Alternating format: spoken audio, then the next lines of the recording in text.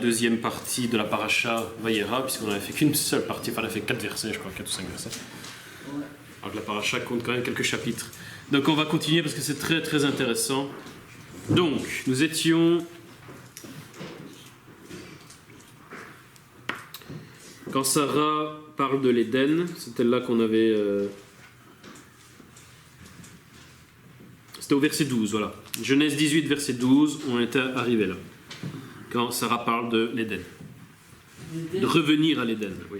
Mais bon, c'est en hébreu, hein. En français, il fait écrit bonheur ou plaisir, bonheur, etc. C'est traduit de plusieurs manières différentes. Ensuite, au verset 13, on a vu que Sarah rit quand Yeshua, en fait, qui apparaît à Abraham et Sarah, leur apprend qu'ils vont enfanter un fils l'année prochaine, l'année d'après. Sarah rit. Pourquoi? Parce qu'elle est heureuse? Non, justement. Enfin, non. Elle rit pourquoi, justement? Elle rit pour quelle raison? Bien sûr. Parce qu'elle dit que c'est pas possible pour elle. Voilà. Elle dit elle est trop vieille, Abraham est trop vieux, c'est pas possible qu'il puisse lui faire un enfant. Voilà. Ce qui techniquement est vrai. Donc elle rigole. Et c'est parce qu'elle a ri, c'est le mot hébreu Tsarak, c'est ça? Tsarak, qui a donné à Isaac son nom, Yitzhak. Donc Isaac, ça veut dire celui qui rira. Et pourquoi il a été appelé comme ça? Parce que Sarah rit quand Yeshua, Adonai qui s'est montré à elle, lui a dit qu'elle allait enfanter un fils. Il y a 2 sortes de rire, celui de... Voilà. Voilà, les gendres. Donc on va voir les gendres de Lot, au chapitre 19, si mes souvenirs sont bons. Les gendres de Lot, quand Lot leur apprend que Sodome va être détruite par Adonai, les gendres de Lot, ils rient. Résultat, ils vont mourir dans la destruction de Sodome, parce qu'ils n'ont pas cru Lot, ils ont ri. Et donc j'avais posé la question, on n'avait pas répondu, j'avais posé la question, Sarah rit, elle est récompensée, les gendres de Lot rient, ils sont punis. Alors, pourquoi il y en a un qui est récompensé pour son rire et l'autre n'est pas récompensé pour son rire? Non, parce que c'est une moquerie de l'autre, c'est une moquerie. Et Sarah? Et Sarah, parce que, voilà, elle est contente. Elle est contente. Parce que... Elle rit pas parce qu'elle est contente, elle rit parce qu'elle ne croit pas ce qu'on lui Elle dit. ne croit pas. Ah, il y a quand même une différence entre les deux, pourquoi? Mais parce que Sarah, elle ne croit pas en elle, en fait, ni en son mari. Tandis que le beau-fils de Lot, il ne croit pas en Dieu. Exactement, c'est ça la différence. Sarah, elle ne remet pas en cause le fait que Dieu lui a fait une promesse. Elle dit, moi je ne suis pas capable. Et Abraham non plus. Donc moi je ne crois pas en mes forces. C'est ça son rire. Elle se moque d'elle-même en quelque sorte. Elle ne croit pas en ses propres forces. Mais Adonai, ça ne le dérange pas qu'on ne croit pas en ses propres forces. Lui, il veut qu'on croie en ses forces à lui. Il s'en fout qu'on ne croit pas en nos propres forces. Ça n'a aucun intérêt qu'on croie en nos propres forces. Tant qu'on ne fait pas obstacle à sa force à lui. C'est tout ce qu'il nous demande. Lui d'ailleurs, c'est ce qu'il nous propose. Moi, j'ai de la force, je suis tout puissant, laissez-moi agir à travers vous et tout ira bien. C'est d'ailleurs ce qu'il nous demande. Donc on ne croit pas en nos propres forces, c'est une bonne chose en fait. Oui, c'est mieux. C'est même mieux. Généralement, celui qui croit en ses propres forces, il essaie de faire tout lui-même et évidemment, c'est comme Lot, il va tout foirer parce qu'il essaie de tout faire lui-même. Alors ça ne veut pas dire, parce qu'il y en a qui confondent ne pas avoir foi en eux-mêmes, c'est-à-dire dans leur propre force, et puis pas avoir foi en Dieu. C'est pas la même chose. Ce que Dieu nous demande, c'est justement de ne pas croire dans nos propres capacités naturelles, mais de le laisser agir à travers nous. Alors certaines personnes, malheureusement, qui ne croient pas en leurs capacités personnelles, bloquent aussi l'action de Dieu en eux. Parce qu'ils confondent l'action de Dieu en eux et leur propre force. Et donc finalement, ils bloquent tout. Donc ça, c'est encore un autre piège, on va dire. Donc ce que nous devons faire, c'est comme Sarah. Moi, je ne suis pas capable, mais Dieu, il peut faire le miracle et j'aurai quand même un enfant l'année prochaine. C'est comme ça qu'on doit agir. Tandis que les gendres de Lot, comme l'a très bien dit François, les gendres de Lot, ils se moquent de Dieu. Quand Lot leur dit Dieu va détruire Sodome, ils rigolent, ils disent ça n'arrivera jamais, Sodome c'est une ville puissante, ça n'arrivera jamais.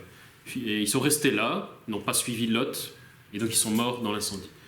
Eux, c'est le contraire. Ils se disent, nous, on habite une ville fortifiée, construite par la main de l'homme. C'est-à-dire nos œuvres, finalement, notre capacité de construire une ville fortifiée et puissante, ça suffit à résister à la volonté de Dieu. Donc on voit exactement, c'est exactement le contraire. Sarah n'a pas foi en elle, mais a foi en Dieu, et les gendres de Lot ont foi en eux-mêmes, et donc pas en Dieu. Voilà. Et ça, la Bible nous met le lien dessus, puisque c'est exactement le même mot, c'est tsarak. Sarah et les gendres rigolent, c'est le même mot en hébreu, mais la conséquence n'est pas la même. Donc ça, c'est important pour nous. Que vous doutiez de vous-même, c'est une très bonne chose. L'important, c'est de ne pas douter de Dieu et de le laisser faire à travers vous. Ça, c'est l'important. Ça, tout simplement. Tout simplement. Comme le dit le Paul dans une de ses lettres, c'est quand je suis faible que je suis fort. C'est quand je suis faible dans mes capacités que Dieu est fort pour moi. Parce que si je suis fort dans mes capacités, alors je n'ai pas besoin de Dieu, entre guillemets, donc je le laisse de côté. Et je fais moi-même l'action. Avec parfois des conséquences mauvaises. Donc Paul, il dit, moi je me glorifie de mes faiblesses. Parce que quand je ne suis pas capable de faire, ben là je n'ai pas le choix. Je suis obligé de laisser Dieu agir. Donc Paul, ici, il est content quand il n'a pas la capacité de faire quelque chose de manière naturelle. Il est content, parce que ça lui permet de ne pas tomber dans le piège, de résister à Dieu. Voilà. C'est ça qu'il veut dire. Donc ça, c'est des choses qu'on vit tous les jours. Ça, c'est des choses qu'on vit tous les jours. Donc le piège, c'est quand on a des capacités naturelles dans certains domaines, eh ben, il faut faire attention à ne pas prendre la place de Dieu dans l'œuvre que l'on fait. Parce qu'on risque de le mettre de côté, et quand on le met de côté, ça a parfois des mauvaises conséquences. Donc comme Paul, réjouissons-nous de nos faiblesses. Comme ça, on est sûr qu'il n'y a pas de problème. Alors ensuite... Donc on continue le parcours d'Abraham. Non, il est déjà Abraham, j'allais dire une bêtise. Donc là, il est Abraham déjà, il a changé de nom. On continue le parcours d'Abraham. Alors ce qui est intéressant, verset 19, toujours Genèse 18, verset 19. Encore une fois, la traduction nous empêche de voir ce que dit le texte. Donc, le verset 19, il est écrit « Je l'ai distingué » ou « Je l'ai choisi », ça dépend de votre traduction.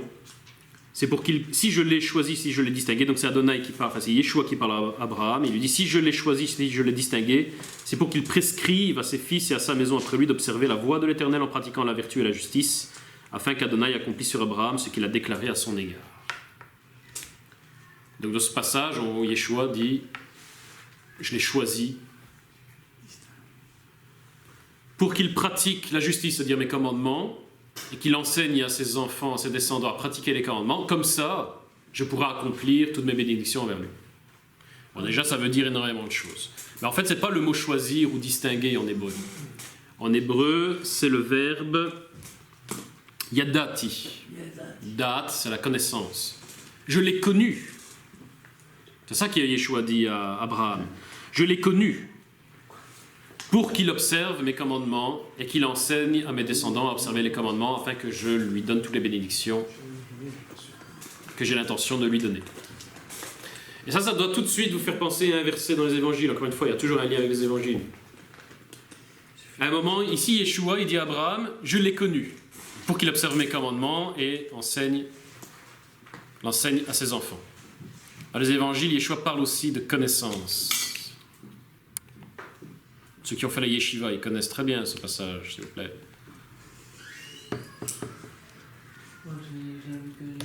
Yeshua qui dit à certaines personnes, je ne vous ai pas connu. Ah, c'est qui? Oui.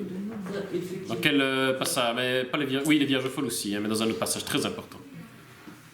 Je ne vous ai pas connu, retirez-vous de moi, vous, ouvriers d'iniquité. Oui. Quel passage? Quel passage? Enfin, on l'a étudié il n'y a pas longtemps. Matthieu 7. Matthieu 7, merci. 20. Matthieu chapitre 7. Matthieu chapitre 7. Yeshua parle de certaines personnes qui croient en lui, qui font des miracles en son nom, mais qui ne pratiquent pas la Torah. Ouvriers d'iniquité. Donc ouvriers de non-Torah, littéralement. Ouvriers qui ne pratiquent pas la Torah. Pourtant, ils croient en son nom, ils font des miracles, mais ils ne pratiquent pas les commandements. Ce ne sont pas les hindous, ce ne sont pas les musulmans, ce ne sont pas les juifs. Ça correspond qu'à une seule catégorie de personnes, très clairement. Et Yeshua leur dit, je ne vous ai jamais connus. Pourquoi? Parce que vous êtes des ouvriers d'iniquité, ouvriers de non-Torah, littéralement. Et ici, Abraham, il dit exactement le contraire. Moi, je l'ai connu. Pourquoi? Parce qu'il observe mes commandements et il va enseigner à ses enfants à observer les commandements.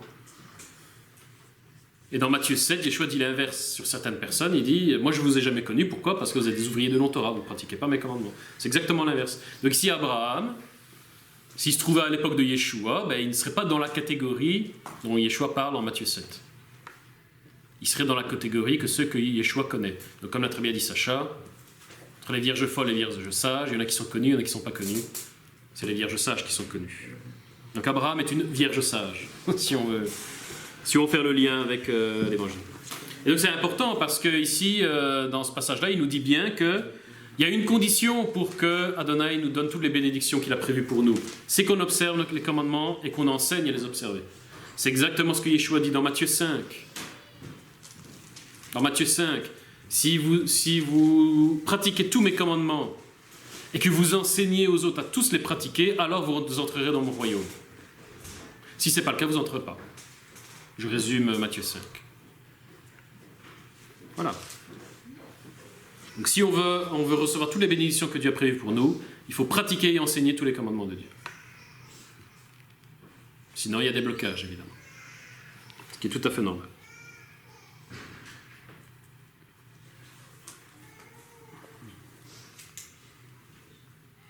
Ensuite, dans ce passage-là, donc on est toujours à Genèse 18, versets 18, 19, 20. Ce qui se passe, c'est que Yeshua apprend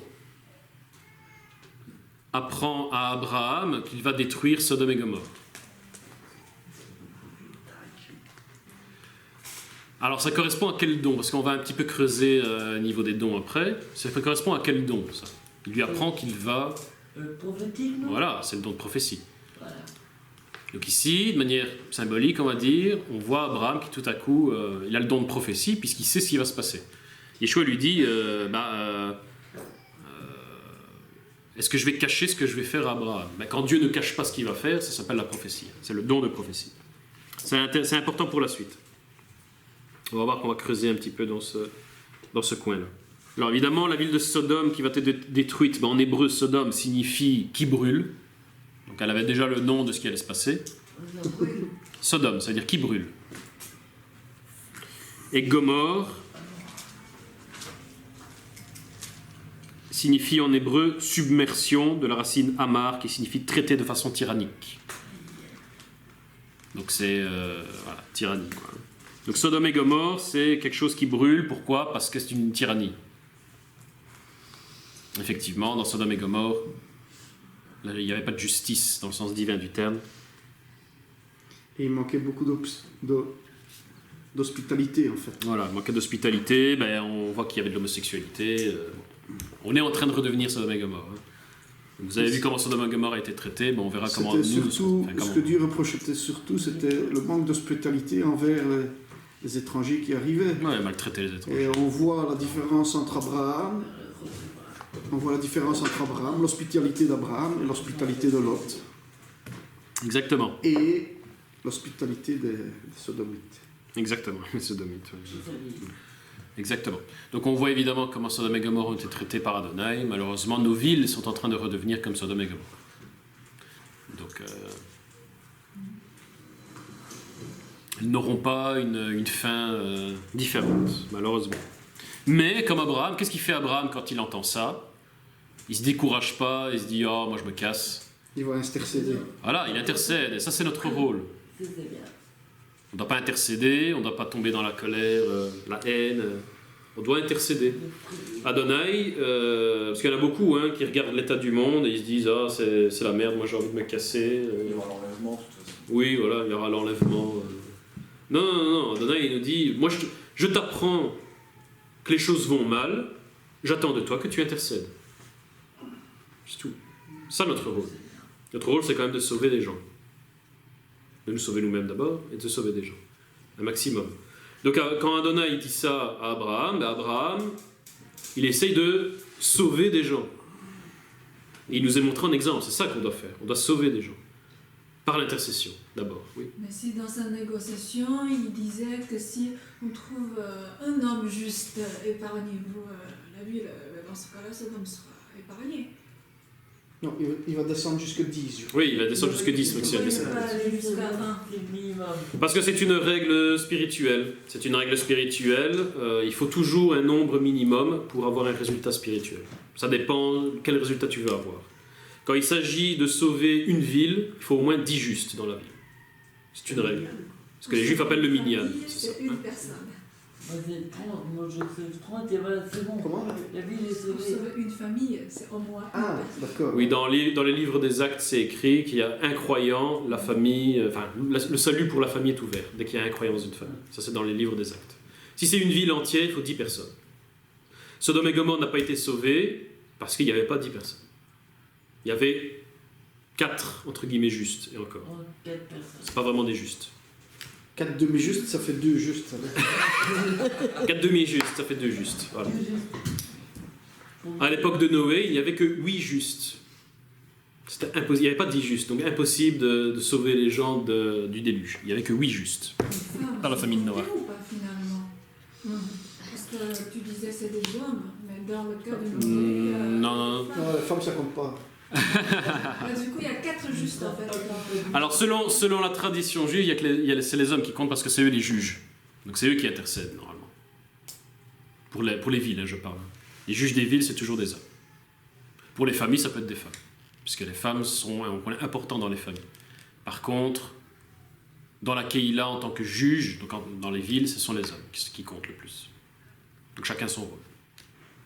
D'ailleurs, c'est souvent comme ça, hein, on en a parlé d'ailleurs cette semaine.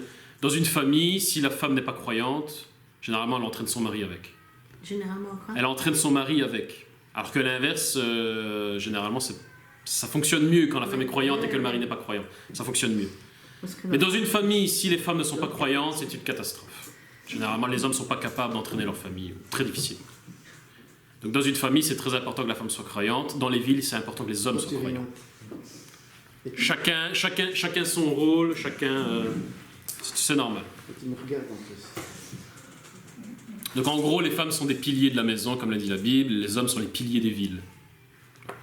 En gros, si on veut le dire comme ça.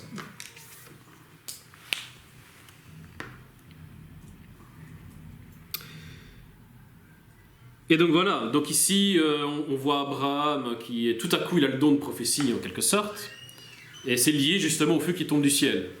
Suivez mon regard, évidemment. Dans le livre des Actes, etc., on voit que les dons sont donnés par le feu qui tombe du ciel. Bon, ici, dans ce cas-ci, c'est un feu destructeur, dans l'autre, c'est un feu constructeur. En quelque sorte. Bien que le feu du Saint-Esprit, quand il descend, il construit parce qu'il détruit d'abord ce qu'il y a à détruire. Il faut d'abord détruire le mal qui est en nous avant de nous donner du bien. Donc il y a de toute façon un lien. Donc là, il y a le feu qui descend du ciel, et là-bas, il y a le feu qui descend du ciel dans les Actes des Apôtres. Donc on voit que c'est lié, il y a le don de prophétie, feu qui descend du ciel. Et dans les Actes, c'est la même chose. Encore une fois, on voit toujours qu'Abraham, en fait, il a revécu tout l'évangile et tout le livre des Actes. Il l'a revécu dans son histoire, en résumé et en symbolique, on va dire. Et donc Abraham, qu'est-ce qu'il fait? Donc il intercède et il essaie de convaincre Adonai de ne pas frapper ces deux villes. Et Adonai lui dit pas, mais t'es fou quoi, ils sont horribles ces gens, il faut les détruire absolument. Non. Il est content qu'Abraham intercède. C'est parce que c'est ça que Dieu il veut qu'on fasse. Il veut qu'on intercède. Mais en même temps, on ne sait pas intercéder au-delà d'une certaine limite. Il y a des lois spirituelles à respecter. On ne peut pas descendre en dessous de 10 hommes pour protéger une ville. On ne peut pas. Ça, c'est une loi spirituelle qu'on ne peut pas enfreindre. Et deuxièmement, on ne peut pas enfreindre le libre arbitre non plus, puisque la justice des hommes de cette ville-là dépend aussi de leur libre arbitre. C'est eux d'obéir ou pas. Donc nous, notre intercession, ça doit être d'intercéder pour que, si la personne se repent, Dieu protège et guérit tout. Voilà. Maintenant, on ne peut pas prier pour que ces gens deviennent justes. Abraham, il ne prie pas que les gens deviennent justes à Sodome et Gomorrhe. Il prie que s'il y a autant de justes, alors les villes sont sauvées. Donc Abraham n'intercède pas contre le libre arbitre des gens, de toute façon ça ne sert à rien. Tu ne sais pas prier contre le libre arbitre des gens. On peut juste prier pour que, une fois que la personne a fait un bon choix, tous les obstacles qui lui permettront enfin qui essaieront d'empêcher qu'elle aille plus loin, qu'elle persévère, soit enlevés. C'est tout ce qu'on peut faire. Oui. Est-ce qu'ils peuvent proposer de déménager dans la ville de Sodome pour qu'il y ait suffisamment de monde? C'est une autre solution. Ah oui, il va mettre plein de gens. Mais c'est pas faux, c'est possible. C'est pas faux, techniquement ce serait possible. Dans un endroit où il y a des gens mauvais, finalement, si tu mets des gens bien, ils sont censés influencer en bien. Oui, c'est possible. Bon, là, il ne le fait pas, c'est possible. Est-ce que c'est pas dû au nombre aussi? Est-ce que, revenons un peu à l'épisode de Noé, il était seul, juste, et tout le reste de la terre était pourri. Donc, est-ce qu'un seul homme juste peut changer, je sais pas moi, 10 000 personnes? Encore une fois, ça dépend dans quel contexte. Ben, non, même Yeshua, enfin, Yeshua, il nous apprend que lui, il a convaincu 12 personnes. Point.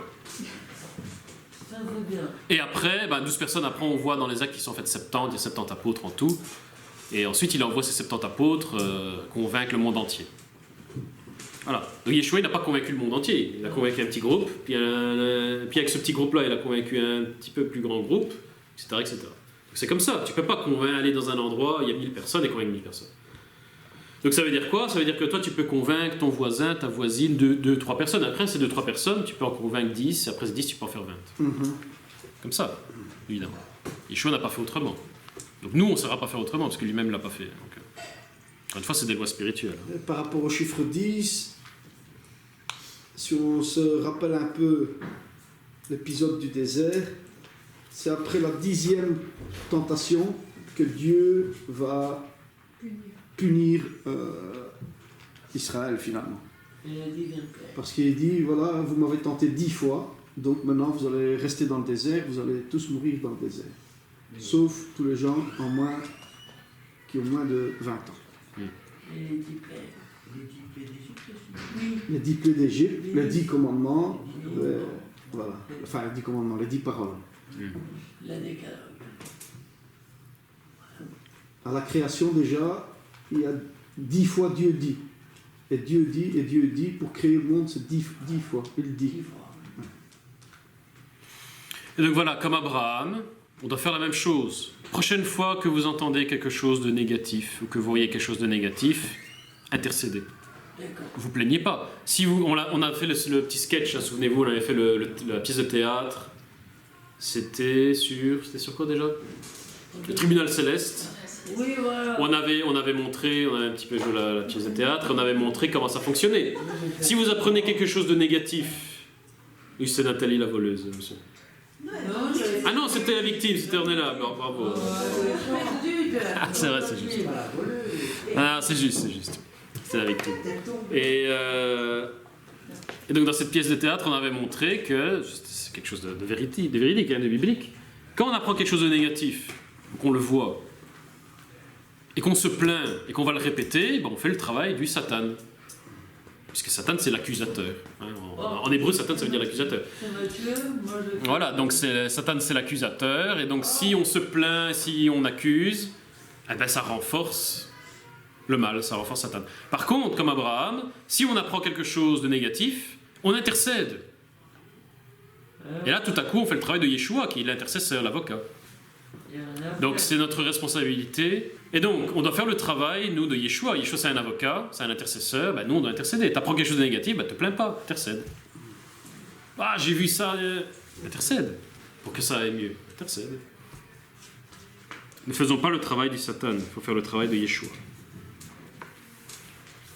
Ça, c'est important, on tombe souvent dans le panneau. Nous avons une culture de la plainte, une culture du murmure, une culture de l'accusation. Malheureusement. Les Hébreux dans le désert, c'était le même. On est tous comme ça, et aujourd'hui, dans notre société moderne occidentale, qui est dirigée par les médias, les mass médias, c'est ça. Mass médias, c'est de la calomnie érigée en système. Tu ouvres la télé, c'est de la calomnie. Tu allumes la radio, c'est de la calomnie. Tu lis un livre, c'est de la calomnie. Tu ouvres un magazine, c'est de la calomnie. Voilà. C'est la société de la calomnie. Voilà. Mais qui intercède? Il n'y a pas de système d'intercession, malheureusement. Ben, nous, on est influencé par ça, il ne faut pas. Oui. Je suis en train d'inverser ça. C'est-à-dire que quand on est au volant, tu sais, il y a toujours des bouchons et souvent on regarde les accidentés, on dit « Oh, ils ont fait ça, ils sont nuls ». Eh ben, maintenant, je suis en train de changer ça. Je vois, par exemple, quelqu'un qui s'est arrêté sur le bord de la route. Ben, au lieu de dire « Oh, mais qu'est-ce qu'il fait ?» ben, je prends le réflexe de dire « Je prie pour lui, que Dieu l'aide, que ça se passe bien, qu'il soit prochain. » Mais c'est dur. C'est bien, c'est quelque chose à vraiment changer. Le réflexe inversé. Voilà. Ouais, si vous êtes dans un embouteillage, on ne sait pas pourquoi, intercédez. Intercédez, il y a peut-être un accident. Il y a peut-être des policiers ou des ouvriers qui ont froid parce qu'ils doivent faire quelque chose sur la route. Il y a peut-être des gens qui sont en train de s'énerver ou d'insulter ou même de blasphémer dans leur voiture parce qu'ils sont là depuis 20 minutes. Intercédez. Alors ensuite, on arrive dans l'histoire de Lot. Donc on est au chapitre 19. Alors, et là, on va faire la comparaison. Qu'est-ce qui se passe dans le chapitre 19, histoire de Lot? On voit donc que, déjà, les deux envoyés, ils ne sont plus trois. Yeshua, il reste avec Abraham. Il n'y a que deux anges qui accompagnaient Yeshua, qui arrivent à Sodome, chez Lot. Et donc là, on en a un petit peu parlé. Ils arrivent le soir. Lot est assis à la porte de Sodome, le soir. À leur vue, il se leva au-devant d'eux, se prosterna face contre terre. Donc là, il fait exactement comme Abraham. Abraham était à l'entrée de sa tente pendant la chaleur du jour pour accueillir Yeshua avec les deux anges. Ici, Lot, il est à la porte de Sodome le soir et il accueille les deux anges. On avait déjà dit le problème la semaine dernière, si quelqu'un s'en souvient. Enfin, la fois dernière. Si quelqu'un se souvient ou sait le retrouver. Oui. Pourquoi Abraham a bien agi, Lot il n'a pas bien agi, entre guillemets? Parce que lui, il voulait rester dans le confort quand il n'y a pas trop de chaleur, et puis... voilà. Ah, c'est ça. On avait vu qu'Abraham, lui, il attend les invités dans la chaleur du jour. En plein midi, au lieu d'être abrité sous sa tente, il est devant la tente. Donc il n'a pas peur de souffrir pour Dieu. C'est ça qu'on avait vu. Il souffre pour Dieu. Il n'a pas peur de l'inconfort pour Dieu. Tandis qu'ici, Lot, lui, il n'est pas assis devant sa tente, il est assis à la porte de la ville. Donc il vit déjà dans une ville, il n'est pas dans la tente, il n'est pas dans le désert. Et deuxièmement, c'est le soir. Donc il n'est pas à la chaleur du jour, donc il est dans le confort, symboliquement. Mais il essaye quand même de copier Abraham. Il essaye de faire le juste. Parce qu'il attend quand même devant la porte. Et il court se prosterner devant les invités. Vous voyez? Mais en gros, donc ça symbolise la personne qui veut servir Adonai, comme le juste, mais s'il y a de l'inconfort, il ne veut pas. Je veux servir Dieu, mais dans le confort. Voilà. Je veux servir Dieu, mais pas trop de souffrance. Mais comme je veux. Voilà. Je veux servir Dieu, mais à ma manière. Voilà. Mais ça ne marche pas. Ça ne marche pas. Donc on ne peut servir Dieu qu'à sa manière à lui. Et sa manière à lui, ça passe très souvent par un certain nombre de difficultés et un certain nombre d'inconforts. Et c'est normal, c'est fait exprès pour deux raisons. D'abord, pour voir si on va obéir. Parce qu'il est facile d'obéir quand tout va bien, mais c'est quand tout va mal qu'on voit l'obéissance. La première chose, Dieu, il veut tester notre obéissance, il veut nous montrer notre état d'obéissance ou pas. C'est important qu'on le sache, avant de passer l'examen final au tribunal céleste. Il veut aussi augmenter notre foi. Voilà, il veut augmenter notre foi, et il veut aussi, à travers les souffrances, on en a déjà parlé, à travers les difficultés et les souffrances, il nous force à exprimer les vertus qui nous manquent, les midotes qui nous manquent. Donc il fait ça pour nous parfaire. Les obstacles et les souffrances sont là pour nous parfaire. Alors, on a déjà expliqué en long, en large et en travers, mais c'est très important de comprendre ce système. Comme on me l'a demandé il n'y a pas très longtemps, quelqu'un m'a demandé, oui, mais je ne sais pas ce que je dois faire, qu'est-ce qu'Adonai veut de moi? Et moi, je lui ai répondu, mais regarde tes souffrances. Qu'est-ce qui te fait souffrir en ce moment? Ah, il m'a dit, ah ben ça. Ah ben c'est ça qu'Adonai veut que tu fasses.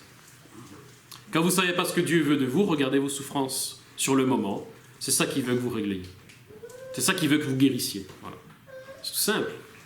Suivre le chemin de la souffrance. Suivre le chemin de la douleur. Malheureusement, c'est la douleur, la souffrance, l'inconfort, les obstacles, sont l'un des moyens de communication que Dieu utilise pour nous parler, parce qu'on est bouché et qu'on ne comprend rien généralement. Généralement, on est bouché, on ne comprend rien, donc il nous envoie un obstacle, là on se dit « Ah, j'ai un obstacle, pourquoi ?» Parce que tu ne m'écoutes pas. Voilà. Alors si on l'écoute, on n'a pas besoin de l'obstacle et de la souffrance. Mais quand on ne l'écoute pas, on en a besoin, sinon on ne comprend pas. C'est la même chose avec un gosse. Si vous lui dites « Ne fais pas ça », il ne le fait pas, ça ne va pas plus loin, il a compris, il obéit. Mais si vous lui dites 100 fois « ne fais pas ça », il le fait 100 fois, la 101e fois, enfin avant probablement, vous lui mettez une baffe. Et oh, tu m'entends ou tu le fais exprès? Dieu c'est la même chose. Je te le dis une fois, t'obéis, ça va pas plus loin. Je te le dis une fois, deux fois, trois fois et tu désobéis toujours, ou tu ne comprends pas, tu m'entends pas, moi je vais te mettre une claque. Et la claque d'Adonai, c'est certaines souffrances, des inconforts, des difficultés, des obstacles. C'est ça, sa claque. On en reparlera en détail quand on parlera de la manière d'éduquer les enfants selon Adonai. Tout ça, ça en fait partie. On verra. Est-ce qu'il faut prévenir 10 fois? Alors si tu as 10 enfants, ça va. Ta maison, hein, ils intercèdent pour toi normalement. Donc ça, c'est important. Donc ensuite, on continue. Qu'est-ce qui se passe avec Lot? Donc verset 2, « Ah, de grâce, mes seigneurs, venez dans la maison de votre serviteur, passez-y la nuit, lavez vos pieds, puis demain matin, vous pourrez continuer votre route. » Donc là, super. Il est hospitalier, comme Abraham. Oui, mais il y a une différence avec Abraham. C'est quoi la différence? Ici, il ne le fait pas bouffer. Hein. Oui, attends, après. Mais d'abord, il les invite chez lui, mais... Il a parti de bon matin. Voilà. Déjà, Abraham, il les a accueillis en plein midi. Donc ils sont restés toute la journée chez lui, ils pouvaient même rester plus s'ils le voulaient. Lui, Lot les reçoit le soir, donc après le coucher du soleil. Et encore, il leur dit, venez chez moi, et demain matin très tôt, barrez-vous. Donc voilà, c'est de l'hospitalité, mais pas trop. Je suis généreux, mais il y a une limite. Voilà. C'est bien aussi, ne restez pas dans cette ville. Oui, ça c'est vrai aussi. Mais voilà, donc ça c'est... Donc là, l'autre symbolise encore une fois quelqu'un qui sait que Dieu veut qu'on soit généreux, qu'on soit... Mais, encore une fois, il ne veut pas l'inconfort, il ne veut pas la souffrance. Donc, je suis généreux, mais pas de trop. Voilà. Encore une fois, c'est celui qui ne veut pas de trop être généreux. Pas trop chesed, comment dire. Je veux bien pardonner, mais pas de trop. Ouais, je te pardonne, mais je t'oublierai pas. Ah, ça sert à rien. Ça, on l'a déjà sorti, ça. Ok, je te pardonne parce que Daniel veut que je te pardonne, mais j'oublierai jamais. Alors, t'as pas pardonné, alors. Ça, c'est du Lot, ça. Ça, c'est du Lot. Donc, vous voyez, il essaye, hein, il fait comme Abraham, mais... pas jusqu'au bout. Ça le dérange un peu. Est-ce que le poisson, la lotte, est caché? Non. Non? Non. Ah, ça m'étonne pas. Alors, super question. Ah, parce qu'ici, on l'avait dit la fois dernière aussi pour ceux qui étaient là. Il dit attendez, que je vérifie un mot en hébreu.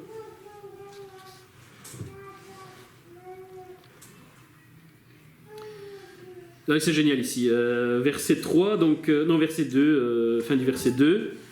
Alors, quand Abraham avait dit « Si j'ai trouvé grâce à vos yeux, venez passer chez moi », ils ont dit « Oui, tout de suite, on va venir chez toi ». Ici, Lot, il leur dit « Venez chez moi ». Réponse des anges. Non, merci. Non, merci, et quoi? On peut faire dormir dehors. Voilà, on préfère dormir dehors, dans la rue. Voilà.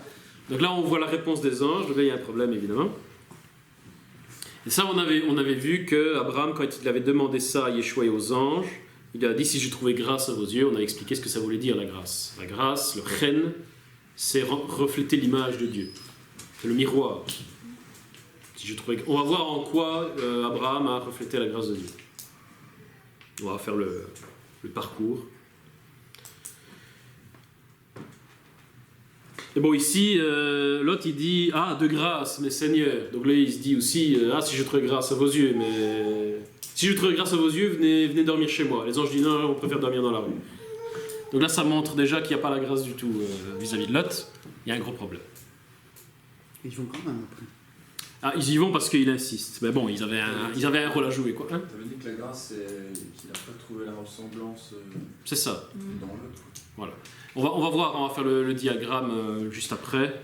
On va montrer en quoi il n'a pas l'image de Dieu. Donc ils n'ont pas retrouvé l'image de Dieu dans Lot, donc ils se disent moi je ne viens pas. D'ailleurs Yeshua est resté avec Abraham, il n'est même pas venu avec Lot. Là il n'envoie que les anges. Donc déjà, même les anges ne veulent pas rentrer. Donc voilà. Verset 3, sur ses vives insistances, ils tournèrent de son côté et entrèrent dans sa maison. Donc là, sur les insistances, donc l'intercession, il a quand même prié, intercédé pour qu'il rentre, il sont quand même rentrés pour finir. Donc ça montre quoi? Ça montre que quelqu'un qui n'est pas tout à fait correct, s'il persévère, parce que c'est ce qu'a fait à Lot. Lot, même les anges ne voulaient pas entrer chez lui, il a persévéré. Il a demandé, à un moment les anges ont dit bon ok, on va rentrer. C'est exactement ce que dit Yeshua dans les évangiles. La veuve. Voilà, la veuve qui embête le juge. Alors le juge qui symbolise Dieu dit ah non moi je t'exauce pas. À force de persévérer dans la prière, de persévérer, à un moment le juge qui symbolise Dieu dit bon ok je vais te donner parce que tu m'ennuies. Ben, Yeshua il dit ben, c'est la même chose pour nous avec la prière. Tant qu'on n'a pas reçu ce qu'on a demandé, continue à prier. Et à un moment Adonai il cède parce que c'est un père. Adonai c'est un père. Si son enfant lui demande un truc, à un moment il va craquer, il va dire bon ok je te le donne. Voilà. Donc Yeshua il nous demande de persévérer dans la prière. Ici Lot c'est la même chose. Lot il est pas bon, il est pas hein. Mais il persévère quand même, il a au moins ce mérite-là, il persévère dans la prière, finalement les anges disent bon ok, il craque.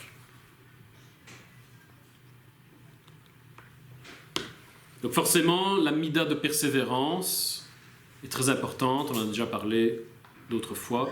Même si on est injuste, c'est la mida de persévérance qui nous permet de sortir de l'injustice. Ce qui est logique. Parce que quand on n'est pas correct, on n'agit pas bien, à force de persévérer, il y a un moment où ça va passer. Mais si on persévère jamais, finalement, ça ne passe pas. Donc la persévérance permet de s'en sortir. C'est pour ça que Yeshua dit « Ceux qui seront sauvés à la fin des temps, ce sont ceux qui persévéreront jusqu'à la fin. » La persévérance jusqu'à la fin, c'est ça la clé. Même si tu n'es pas correct là pour l'instant, même si tu es complètement à côté de la plaque, même si tu es un Lot puissance 1000, persévère jusqu'à la fin. Et à un moment, ça va bien passer. Donc la persévérance est très importante.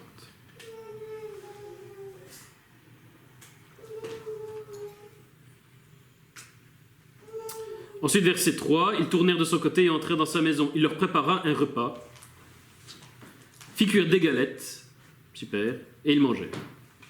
C'est des matzot. Attendez, c'est où le... Des matzot. Ça doit un festin quand même. Hein. Oui, mais j'aime pas cette version. Oh. Festin. J'aime pas la version Zadokan. Pain sans levain.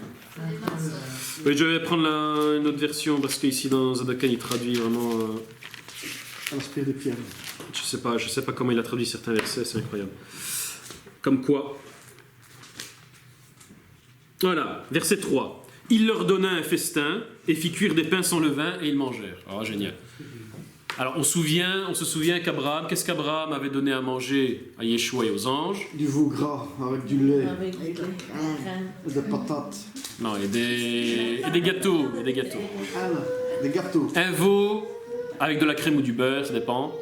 Les traductions, des gâteaux comme dessert, on va dire, hein, comme accompagnement, et du lait pour boire. Donc un bon repas. Ici, Lot leur donne un festin, en hébreu, c'est le mot michté, qui signifie boisson alcoolisée, boisson enivrante.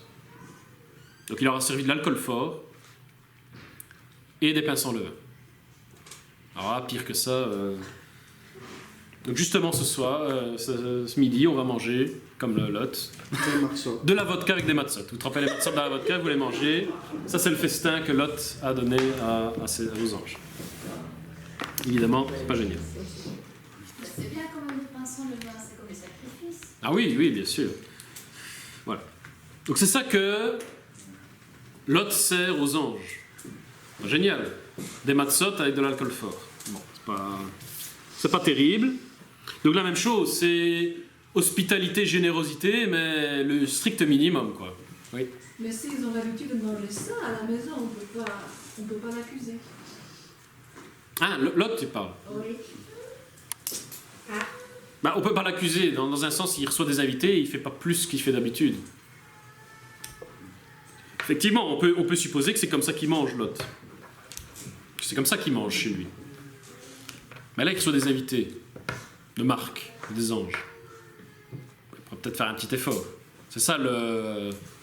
Il leur donne sûrement pas moins que lui mange. Quoique peut-être, on ne sait pas. Il leur donne pas plus en tout cas. C'est pas possible de leur donner plus. De leur donner plus que ce qui manque. Dans ce cas-là. Donc voilà. Donc on peut, enfin, en tout cas on nous montre par rapport à Abraham qu'il donne vraiment le strict minimum, il n'en donne pas plus. Quoi. Il ne fait pas vraiment d'effort. Il prend le beurre. Chouraki, il dit que c'est du beurre. Ouais, c'est de la. Selon Rachi, c'est de la langue de veau, langue de bœuf avec du beurre dessus. Selon Rachi, bien sûr. Tu peux C'est pour moi. qui? Pour Abraham? C'est pas comme un veau. C'est pas mieux, mais Non mais à l'époque c'était une. C'était la langue, ça donne Ah non mais à l'époque c'était. C'était une À l'époque c'était un mets très, très appétissant. Hein. C'est de la langue avec du beurre. Ouais. C'était la partie du bœuf la plus prisée à l'époque. Alors ça me C'est bien préparé. C'est vrai. Il paraît que tu parles un peu plus.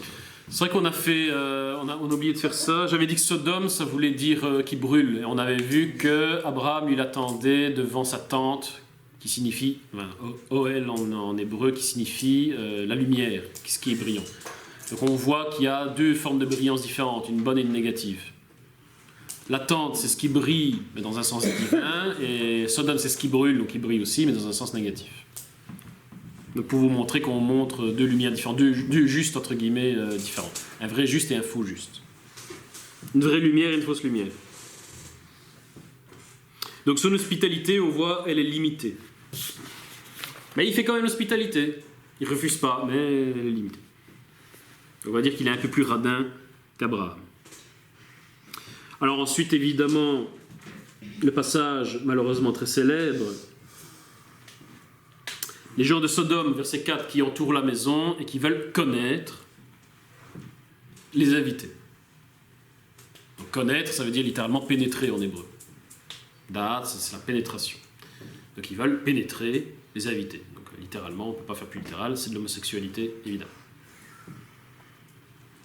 D'où le mot de sodomie, qui vient de Sodome, évidemment. Donc ils veulent pénétrer, comme c'est écrit littéralement, les deux anges. Intéressant. Ils veulent sodomiser les deux anges. Il y a de la lumière à récolter. Oui, c'est vrai aussi, hein, c'est vrai. C'est de la lumière à récolter. Ça, c'est de l'occulte. Dans l'occultisme, c'est comme ça que ça marche.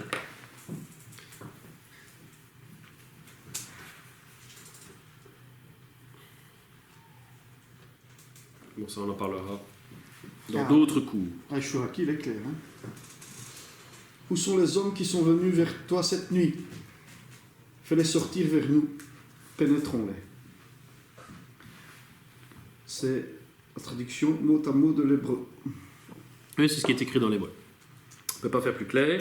Donc voilà, ici, donc la ville de Sodome, c'était une ville d'homosexuels, on va dire, fortement homosexuelle.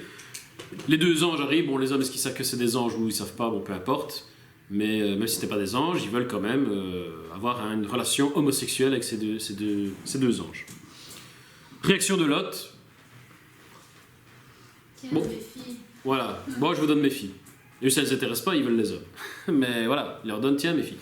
Donc là, on voit aussi la différence avec Abraham. Abraham aussi, il a sacrifié son fils.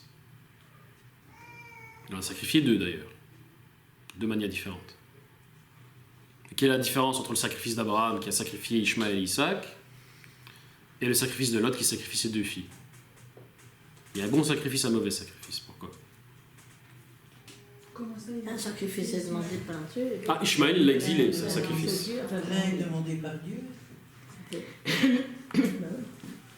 Mais l'un, c'est un sacrifice saint et l'autre, c'est... Et l'exil d'Ishmaël. Pourquoi c'est bon? Parce que Dieu lui a dit. bah, Dieu l'avait dit. Oui, aussi. Mais... Oui, mais c'est quoi la conséquence? Il faut regarder les conséquences, le fruit, c'est quoi? C'est vrai que c'est Dieu qui lui a demandé, mais... Qu'est-ce que le sacrifice d'Isaac a apporté? La promesse de Dieu. Oui, c'est ça. L'accomplissement de la promesse divine. D'avoir l'héritage, la terre d'Israël et le Messie, finalement. L'exil d'Ishmaël, ça a apporté quoi? La paix. Ouais, une certaine paix. Un peu dans la famille. et qu'Isaac a pu hériter en tant que fils aîné, parce que sinon c'est Ismaël le fils aîné. Sinon il n'y aurait pas eu d'héritage à travers Isaac. Donc voilà, donc les deux sacrifices des fils d'Abraham servaient le plan divin.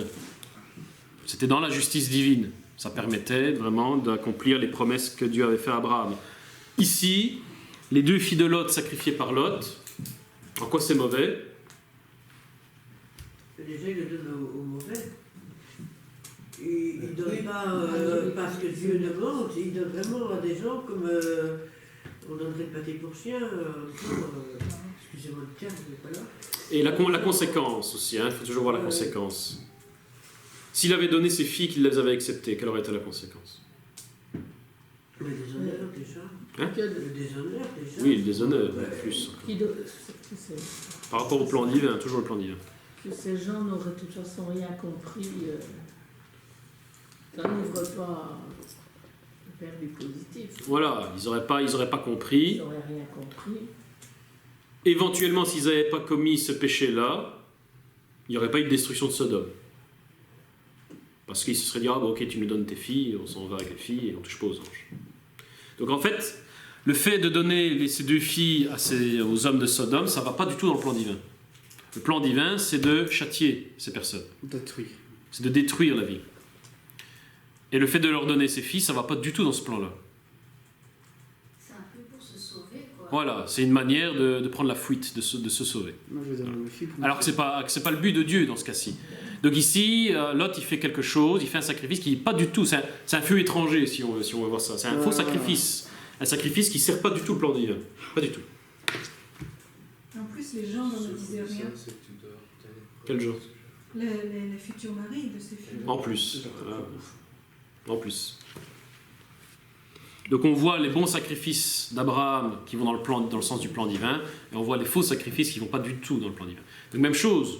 Nous, on a vu déjà la semaine dernière, je crois... non, dans la paracha que j'ai envoyée, Cornelia avait fait, qu'on a besoin, nous, dans nos vies, on a besoin de sacrifier des choses pour avancer. On a besoin de sacrifier du temps, des efforts, parfois certaines mauvaises relations, etc., pour avancer dans le plan divin. Il faut faire attention à ne pas faire de mauvais sacrifices. Il y a parfois des sacrifices qui sont mauvais aussi dans nos vies. Parfois, on peut sacrifier du temps à des mauvaises choses. Et puis quand Dieu nous dit, oui, bon, maintenant c'est le temps de prier, c'est le temps d'étudier, ah ben non, j'ai plus le temps. Oui, mais à quoi tu as sacrifié ton temps? Tu as sacrifié ton temps à faire une mauvaise chose, à regarder la télé pour rien, et tu ne le sacrifies pas à prier ou à étudier? Ça, c'est un mauvais sacrifice. C'est la même chose. Donc il faut sacrifier notre temps, certaines mauvaises relations, de l'énergie aussi. Dans le plan divin, ça pose pas de problème, c'est ce qu'il faut même, ça apporte des bénédictions. Mais parfois on sacrifie de l'énergie, du temps, ou même des bonnes relations, et on le sacrifie pour les mauvaises œuvres. Et ça va pas dans le plan divin. Faire attention à quoi on sacrifie et pourquoi on le sacrifie.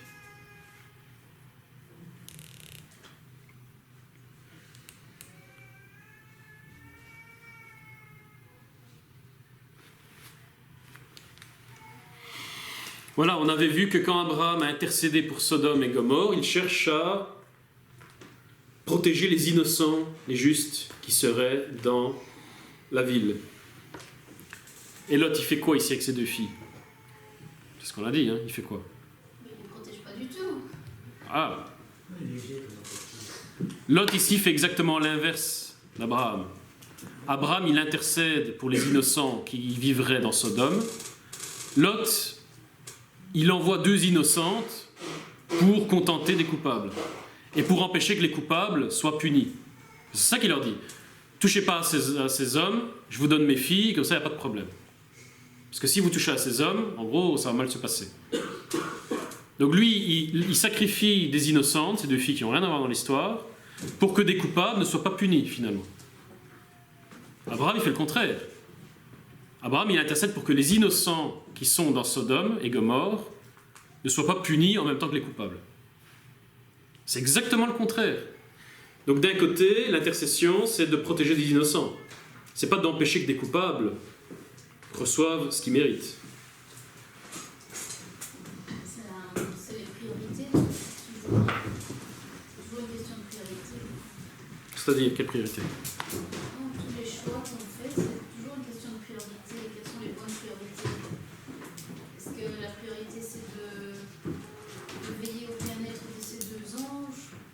Ah oui, ouais, dans ce sens-là. Par des moyens physiques de les protéger. Ah oui, dans ce sens-là, je comprends. En plus, il dit, t'as raison, c'est 2 innocentes. Parce qu'il dit, j'ai 2 filles vierges. Ouais. Tu vois? Ouais. Donc, quelle est notre priorité à nous? Est-ce que c'est de... Comment je vais dire? De protéger les justes. Voilà, est-ce que c'est de protéger les justes des conséquences négatives qui viendraient des injustes? Ou est-ce que c'est de Calmer les injustes. calmer les injustes? Ouais, c'est ça. Est-ce que tu veux calmer la colère de quelqu'un qui est en colère ou est-ce que tu veux guérir le problème? Pour que les justes ne soient pas contaminés par la colère de l'injuste, par exemple. Alors là, il ne veut pas qu'on calme les tensions, il veut qu'on guérisse. Vous comprenez la différence? Il ne veut pas apaiser les tensions, il veut guérir les tensions. Alors parfois, pour guérir les tensions, il faut que ça explose. Alors on n'a pas envie que ça explose. Enfin, explose de manière contrôlée. Il faut se dire les choses, quoi. Quand il y a des tensions, forcément, il faut se dire les choses avant que ça puisse se régler. Alors certains disent, non, je ne vais pas le dire, comme ça, il n'y aura pas de tension. Et ça, c'est Lot. Ne pas dire pour qu'il n'y ait pas de tension, c'est Lot. Parce que ça empêche la guérison. C'est pas ça que Dieu veut. Le plan de Dieu, c'est la perfection, c'est le perfectionnement. Donc à un moment, il faut dire les choses, il faut parler. Mais dans un sens constructif. Abraham, il parle, il intercède, c'est dans le but de sauver les gens. C'est dans le but de les sauver. Et finalement, en sauvant les innocents qui sont dans la ville, s'ils étaient 10, ben, toute la ville serait sauvée, même les coupables. Même les coupables, même ceux qui mériteraient, ben, ils seraient sauvés aussi par l'influence des justes. Comprenez? Donc, il y a la différence entre la guérison et le fait d'apaiser, c'est pas la même chose. Donc il faut au moins 10 justes pour pouvoir convertir une ville. Voilà. 10 justes, ça suffit. Et l'apaisement peut être quelque chose de mauvais. Apaiser quelque chose de mauvais, parce que l'apaisement ne permet pas la guérison. Un lien avec les médicaments, on en a déjà parlé. Un médicament qui soigne vos symptômes cache votre maladie et ne vous permet pas de guérir. Ah, les gens se disent, ah, j'ai mal à la tête. Ben, je vais prendre de l'aspirine, comme ça j'ai plus mal à la tête. Mais oui, mais pourquoi tu as mal à la tête? Ah oui, mais comme je prends l'aspirine, j'ai pas mal à la tête. Une semaine plus tard, il apprend que, grâce à Shalom, il a une méningite. Ah oui, mais il avait plus mal à la tête parce qu'il a pris de l'aspirine pendant une semaine, donc il savait pas, ben, c'est trop tard. Vous comprenez le problème? Dieu, il veut qu'on guérisse de nos maladies, de nos traumatismes, de nos obstacles, de nos vices. Il ne veut pas que l'on soigne les symptômes. Ça ne sert à rien de cacher les symptômes. Bah, la plupart des médicaments qu'on prend, c'est ça, hein, c'est cacher les symptômes. Ils ne guérissent pas, ça cache les symptômes. Tu prends un antidouleur, tu n'as plus mal. Mais l'antidouleur ne guérit pas. Il apaise juste la douleur. Mais pourquoi tu as mal? Tu as peut-être une fracture, tu as peut-être une inflammation. Vous comprenez c'est ridicule. Enfin, c'est ridicule. C'est pas toujours bien de souffrir physiquement, donc parfois on prend un truc pour calmer les symptômes. C'est plus facile, mais ça ne doit pas nous empêcher de guérir. C'est pas la même chose. Et l'autre, c'est ça. L'autre, lui, il regarde les symptômes. Oh là là, ils veulent toucher les hommes, ben, je vais leur donner mes filles. Comme ça, ils vont se calmer. Ah oui, mais le problème n'est pas résolu. Ok, ils se sont calmés, ils sont plus en colère, ils sont plus envie des hommes.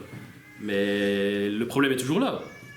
Vous comprenez? Alors qu'Abraham, lui, il va au fond du problème. Il se dit, est-ce qu'il y a des justes dans cette ville? J'en ai rien à foutre de calmer la colère. Est-ce qu'il y a 10 justes dans cette ville? C'est ça qui m'intéresse. Il n'y a pas 10 justes, ah ben alors on ne sait rien faire, cette ville doit être détruite. C'est tout. Il n'y a pas à essayer d'apaiser la colère des gens. Vous comprenez Si les règles ne sont pas réunies, on ne sait rien faire. Ben voilà, c'est tout. Voilà. Différence entre la guérison et puis le soin des symptômes. C'est pas la même chose. Eh bien, nous, c'est la même chose hein, dans nos vies. Pas seulement au point de vue physique, aussi au point de vue psychique ou spirituel. On doit guérir, on ne doit pas essayer de calmer nos tensions, calmer nos colères, Verset 19, donc verset 17 d'abord. Après les avoir fait sortir, l'un d'eux dit « Sauve-toi pour ta vie, ne regarde pas derrière toi et ne t'arrête pas dans toute la plaine, sauve-toi vers les montagnes de peur que tu ne périsses. » Donc ce sont les anges qui disent à Lot « Quitte Sodome, va dans la plaine, va-t'en, sans te retourner. » Et Lot dit « Oh non Seigneur, si j'ai trouvé grâce à tes yeux. » La réponse est non, mais « Si j'ai trouvé grâce à tes yeux, et tu as montré la grandeur de ta miséricorde à mon égard en me conservant la vie, mais je ne puis me sauver à la montagne avant que le désastre m'atteigne et je périrai. Voici cette ville est assez proche pour que je m'y réfugie et elle est petite. » Donc en gros, les anges disent à Lot « Va-t'en tout de suite de peur que tu ne périsses dans la destruction de Sodome. Va dans la plaine, dans la montagne et tu seras protégé. » Que répond Lot ? Non, je vis à la ville. Oui, c'est vrai. Il dit non, c'est trop loin, c'est trop difficile. Permets-moi d'aller dans ce petit village là, confortable, qui est juste là à côté. Donc c'est quoi ça, encore une fois ? Il a peur de l'inconfort. Voilà. Souvenez-vous que Dieu a dit à Abraham quitte tout. Ton pays, ta maison, tes richesses, ta famille, tout. Quitte tout. Ici, Dieu ne dit pas à Lot de tout quitter. Il dit juste va dans la montagne le temps. Et Lot dit non, moi je veux aller dans le petit village confortable juste à côté. Et même ça, il ne veut pas le quitter. Même le moindre confort, Lot ne veut pas quitter ça. Donc la même chose. Abraham, il a réussi à tout quitter. Lot, il n'arrive pas à tout quitter. Preuve après, Dieu lui dit ne te retourne pas, donc ne regrette pas, et sa femme se retourne.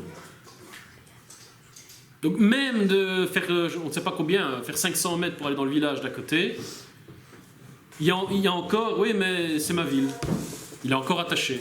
Enfin là c'est sa femme, c'est ça qu'on veut nous faire comprendre. Alors qu'Abraham, à aucun moment, nous dit qu'il regrette. Il quitte tout, il vit dans une tente, dans le désert, et à aucun moment on ne le voit regretter ce qu'il a quitté, à aucun moment. Ici, Lot, en 2 secondes, il regrette déjà. Déjà, il n'arrive pas à tout quitter. Deuxièmement, il regrette même le peu qu'il a quitté. Là, c'est la même chose. Il y a Abraham, et il symbolise les personnes qui veulent servir Dieu et donc qui sont prêts à tout quitter pour servir Dieu. Et l'autre, il symbolise ceux qui veulent servir Dieu, mais sans quitter leur ancienne vie. Ça ne marche pas, évidemment. Ça ne marche pas. Je veux servir Dieu, mais pas dans l'inconfort. Mais ça ne marchera jamais. Je veux servir Dieu, mais sans aucune souffrance. Ça ne marchera jamais. Je veux bien guérir, mais sans rencontrer aucune difficulté. Ça ne marchera jamais. Ça ne marchera jamais. Je veux bien que les choses aillent bien dans la Keïla, mais je ne veux surtout pas qu'on me dise mes problèmes. Ça ne marchera jamais. Je veux bien que les choses guérissent dans la Keïla, mais je ne veux surtout pas participer à des discussions où on nous dit ce qui ne va pas et ce qui doit être réglé, parce que moi ça me fait du mal. Ça ne marchera jamais. Ça ne marchera jamais. C'est pas compatible, ça ne marchera jamais. Ou ok, j'ai tout quitté, mais je regrette. Tous les jours j'y pense, ça ne marchera jamais. Jamais t'avanceras. Tant qu'on regrette quelque chose, il y a un lien avec ce quelque chose. Et donc Adonai ne peut pas remplacer cette chose qui nous a enlevés, il ne peut pas nous remplacer par quelque chose de nouveau. Parce qu'on a toujours un lien avec l'ancien. Et donc il ne peut pas mettre quelque chose de nouveau si on a toujours un lien avec l'ancien. Et donc on se retrouve dans... Et ça arrive très souvent. Des gens qui se disent, oui mais moi j'ai quitté plein de choses, mais Adonai ne me bénit pas. Mais oui, mais tu regrettes, et donc il ne s'est pas remplacé. Comprenez la... Tant qu'on regrette, on est figé. C'est ça la femme de Lot. Elle regarde en arrière parce qu'elle regrette, elle est figée en statue de sel. Le fait de regretter le passé nous fige. On ne sait pas avancer. Tant que tu regrettes le passé, tu ne sais pas avancer. Tu ne sais pas avancer. Et la guérison, c'est justement avancer et aller jusqu'au bout. Le salut, c'est persévérer jusqu'à la fin. Donc c'est arriver jusqu'au bout. Et tant qu'on regrette le passé, on est figé comme une statue de sel. Et donc tu ne sais pas avancer. Tu ne sais pas. Et donc tu ne sais pas fuir le feu qui descend du ciel, la punition, on ne sait pas le fuir.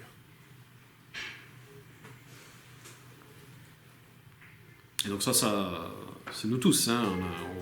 Quand on s'est converti, quand on a accepté l'évangile, puis quand on a accepté la Torah, on a abandonné plein de choses. Qu'est-ce qu'on regrette dans ces choses qu'on a abandonnées ? Faites la liste. Faites la liste des choses que vous regrettez. Ah ben c'est ces choses-là qui vous empêchent d'avancer. Ah oui.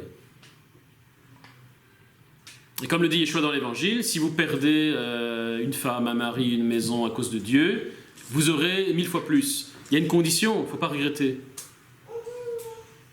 Si vous regrettez, vous restez lié à ce que vous avez abandonné, entre guillemets, et donc vous ne pouvez pas avoir quelque chose de nouveau, parce qu'il n'y a pas la place. Vous ne faites pas la place dans votre vie. Très important.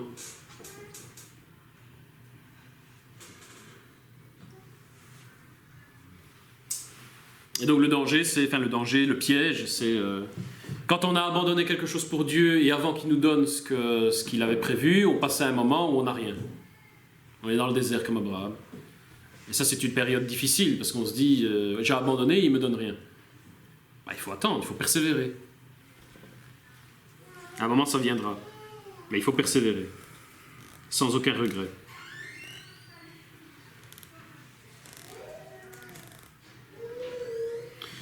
Ensuite, donc ça c'est verset 26, hein, quand la femme se retourne, elle se change en statue de sel. Verset 30, alors encore pire. Verset 30. Donc les anges avaient permis à Lot d'aller dans le petit village de Tsoar, qui est juste à côté. Et il y reste même pas. Par peur, il se réfugie dans une caverne dans les montagnes. Alors là, c'est le comble. Les anges lui avaient dit, va dans les montagnes. Il dit, non, moi je veux aller dans le petit village de Tsoar. Il va dans le village de Tsoar et finalement il a peur, il s'en va dans la montagne. Alors là... Donc ça montre quel fonctionnement, comment il fonctionne, Lot. Psychologiquement, il fonctionne comment? Il suit sa chair. Ouais, il suit sa chair plus précisément. Qu'est-ce qui suit?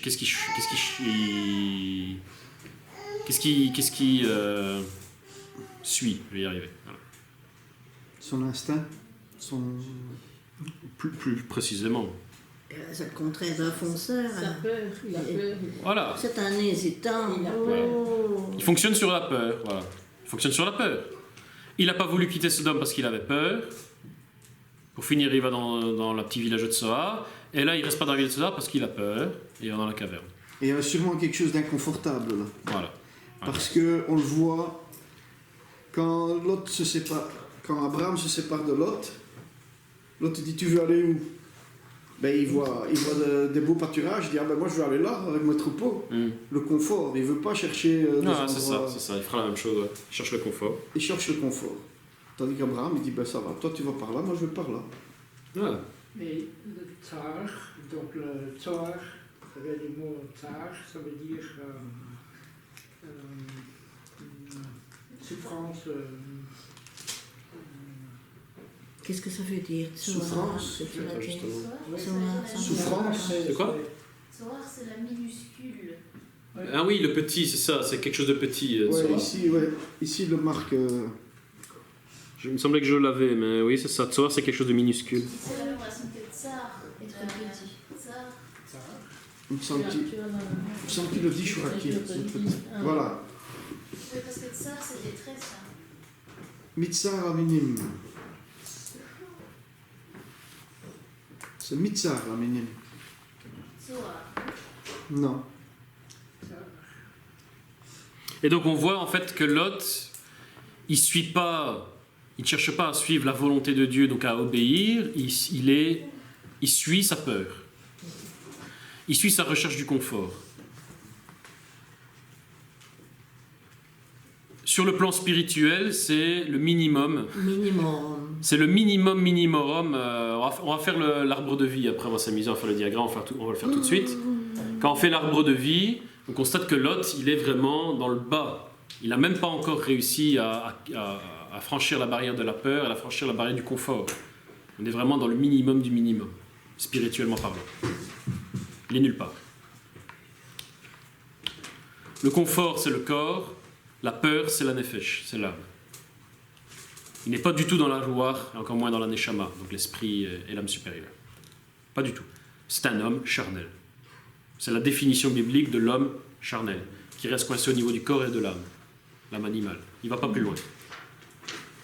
Pas Il- de courage, c'est ça que Non, il ne va pas plus loin. Ah, il va pas plus loin. Il est au même stade que l'animal. Un animal, ça fait quoi? Ça cherche son confort et ça fonctionne sur la peur, la survie. L'autre, il est au même niveau qu'un animal. Qu'un chien, qu'une brebis, qu'un cheval. C'est le même niveau. Spirituellement, c'est le même niveau. Alors qu'Abraham, ben, il est au niveau de Dieu, ou d'Yeshua, puisqu'il a la même image. Il fonctionne exactement de la même manière que Yeshua. C'est ça qu'on nous dit. Donc là, on nous montre Abraham, c'est l'homme accompli, à l'image de Yeshua. Lot, c'est un animal, au sens biblique du terme.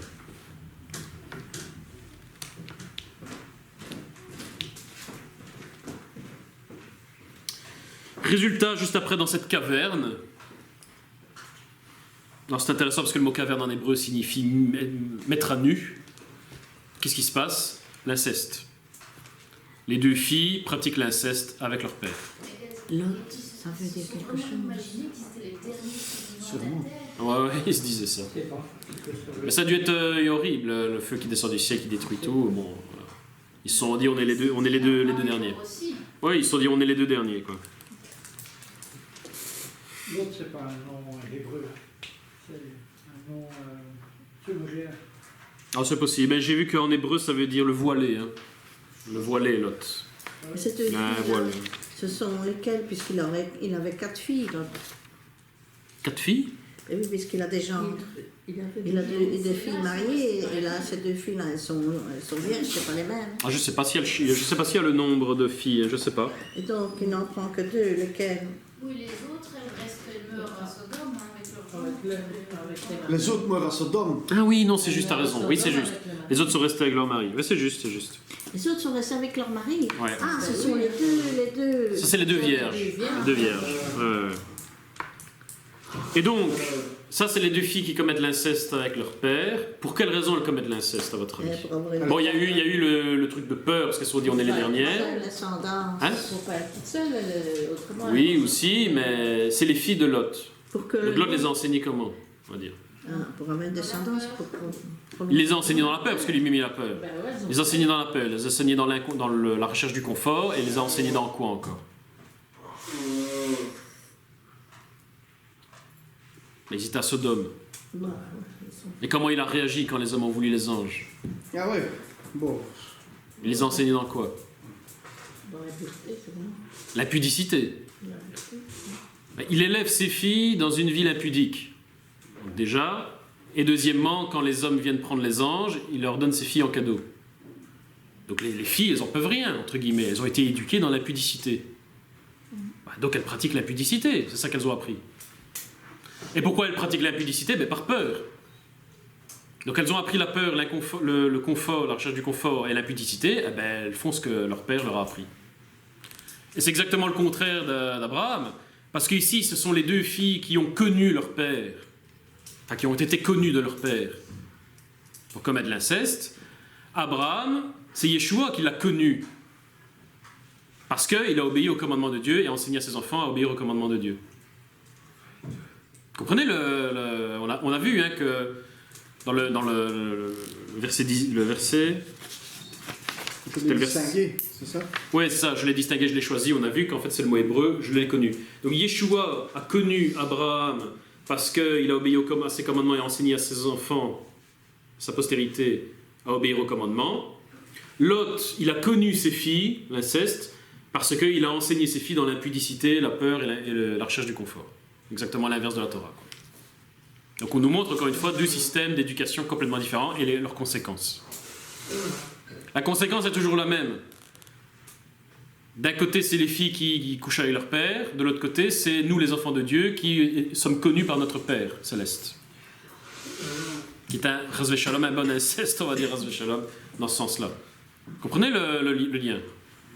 Un bon inceste, on le met entre guillemets, vous avez compris ce que je veux dire. Pas d'inceste. Oui, c'est pas de l'inceste, évidemment. Mais bon, on comprend le symbole. On comprend le symbole. Mais il y a quand même une bénédiction dans la ligne des Moabites parce que Ruth vient de cette ligne. C'est vrai. Oui, c'est vrai. Il y aura quand même une bénédiction chez les femmes moabites, effectivement. On peut se dire pourquoi.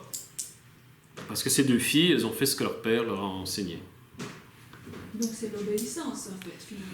Bah, c'est un péché involontaire, on devrait dire. Ouais. Et en plus, c'était dans le but que la race humaine ne s'éteigne pas. Oui, et- Parce qu'il dit qu'il n'y a Donc, plus c'est personne sur Terre. bah oui. Donc, ben, si notre père meurt, ben, c'est tout. Il n'y a plus personne qui va vivre sur Terre. Donc c'était un peu pour continuer la race humaine qu'ils ont fait ça. Ouais, l'intelligence humaine. Voilà. Voilà, ouais. Donc c'est un péché involontaire pour les filles, on va dire. Et donc le résultat, Abraham, il a un fils qui va faire perdurer son nom à travers les âges. Lot, il n'a plus que 2 filles et son nom disparaît. S'il n'a pas eu de garçon, c'est terminé. Voilà. Et comme on comprend, il n'avait que des filles, il n'avait même pas de fils, puisqu'il avait que des gendres. Bon, bref. Donc c'est pas explicité. Donc voilà la différence. Résultat, Abraham va survivre à travers le temps et Lot non, ça va s'arrêter. Il n'aura pas de descendants masculins. Donc voilà. Ensuite, on va terminer donc avec le Genèse 20 et 21 et 22 en vitesse. Dans Genèse 20, ce qui se passe, on nous dit qu'Abraham, ensuite, après tout ça, descend dans l'extrême sud du Negev, entre Kadès, Chour et Guérar. Voilà. Donc il descend dans l'extrême sud du Negev. Donc le mot Negev en hébreu signifie sud. C'est le désert du Negev, c'est le sud. Kadesh signifie saint, Chour signifie mur ou enclos, et Guérar signifie le lieu où l'on rumine. Attends. Tous les mots sont importants. Chour, quoi? Chour, ça veut dire le mur ou l'enclos.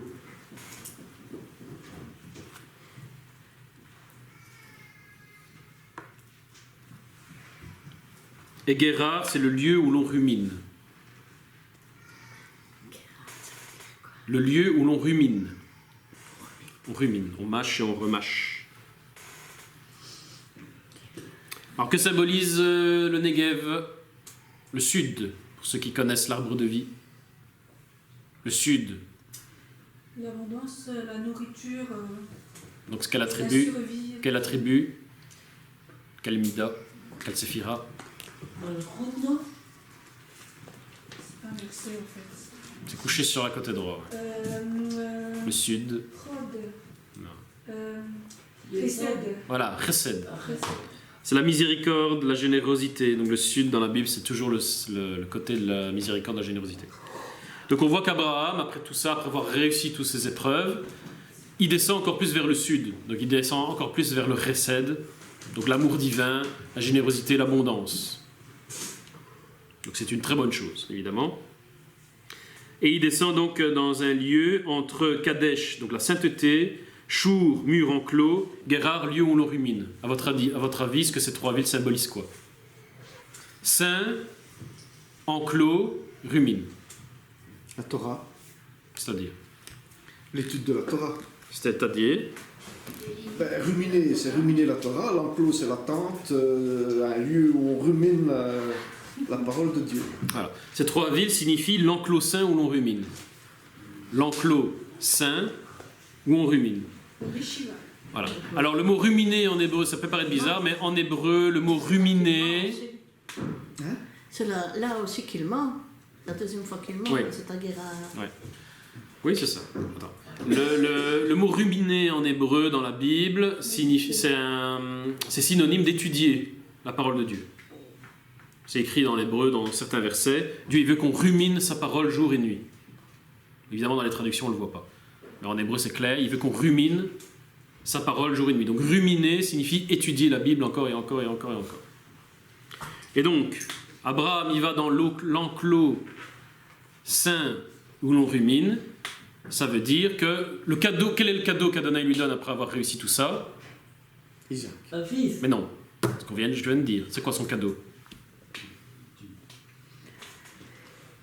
Mathieu? Le cadeau qu'il est roi. L'étude. C'est-à-dire quoi l'étude? L'étude de la Torah. Ben, pas juste l'étude, quoi plus Voilà. C'est ça, il lui permet d'aller plus loin, de descendre vers le sud, qui est le côté du chesed, de l'abondance. Donc il va recevoir un cadeau de Dieu. C'est ça un chesed, il va recevoir un cadeau de Dieu. Son cadeau c'est quoi? C'est d'aller encore plus loin dans la rumination de la parole de Dieu. Donc son cadeau c'est d'avoir des révélations bibliques supplémentaires, des connaissances supplémentaires. C'est ça son cadeau. C'est ça son cadeau. Ce qui est tout à fait logique. Adonai vous donne à étudier un commandement. Vous le comprenez, vous obéissez. Eh bien, il vous donnera de comprendre un deuxième commandement. Mais si déjà le premier commandement, vous ne le comprenez pas, ben vous allez rester bloqué là. Il ne pourra pas vous donner plus loin. Ce qui est logique. Donc vous voulez connaître plus, obéissez plus, et vous connaîtrez plus. Obéissez mieux, vous connaîtrez mieux. Ce qui est logique. Obéissez, vous vous rappellerez mieux. Pourquoi on ne se rappelle pas des choses? Parce qu'on ne les a pas inscrits dans nos vies. Ce ne sont pas des habitudes qu'on a dans nos vies. Et donc on doit toujours s'en rappeler. Parce que c'est quelque chose d'étranger à nous. C'est pour ça qu'on ne se rappelle pas des choses. Parce que c'est étranger à nous, donc on doit toujours se rappeler quelque chose d'extérieur. À partir du moment où vous avez intégré quelque chose dans votre vie, ça fait partie de votre personnalité, de votre tradition, vous le faites toujours. À la fin, vous n'y pensez plus, mais vous le faites quand même. Et vous le faites quand même, vous n'avez plus besoin d'y penser. Donc vous avez la possibilité de penser à autre chose. Vous avez suffisamment de place pour vous rappeler autre chose. C'est ça le problème de mémoire. Le problème de mémoire vient d'un manque d'obéissance. Vous comprenez le...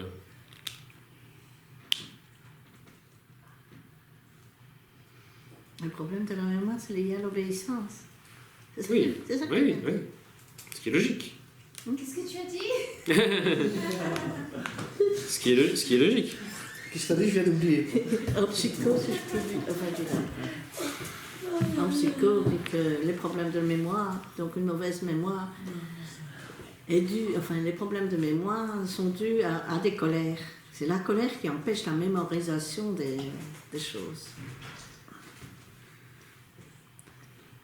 Oui, c'est parce que la colère nous met hors de nous. Non, c'est possible. Quoi? Si tu es hors de toi, tu peux même mettre quelque chose en toi. Ça, c'est possible, bien sûr.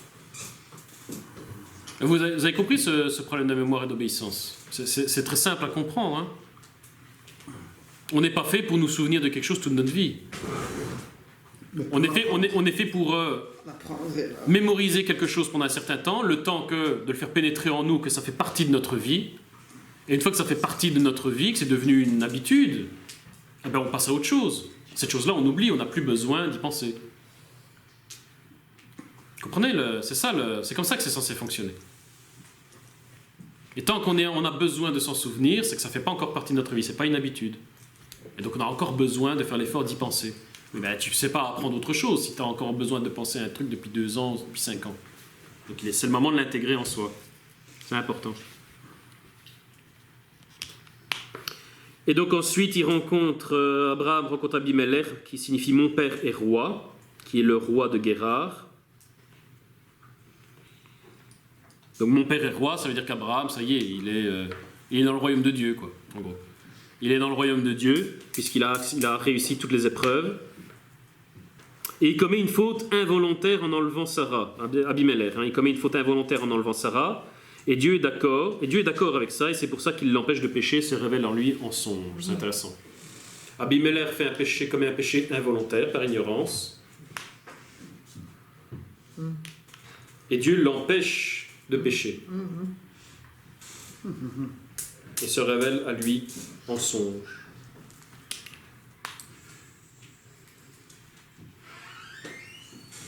Donc ça veut dire qu'à partir du moment où on est volontairement obéissant, Adonai nous protège de pécher contre lui par ignorance.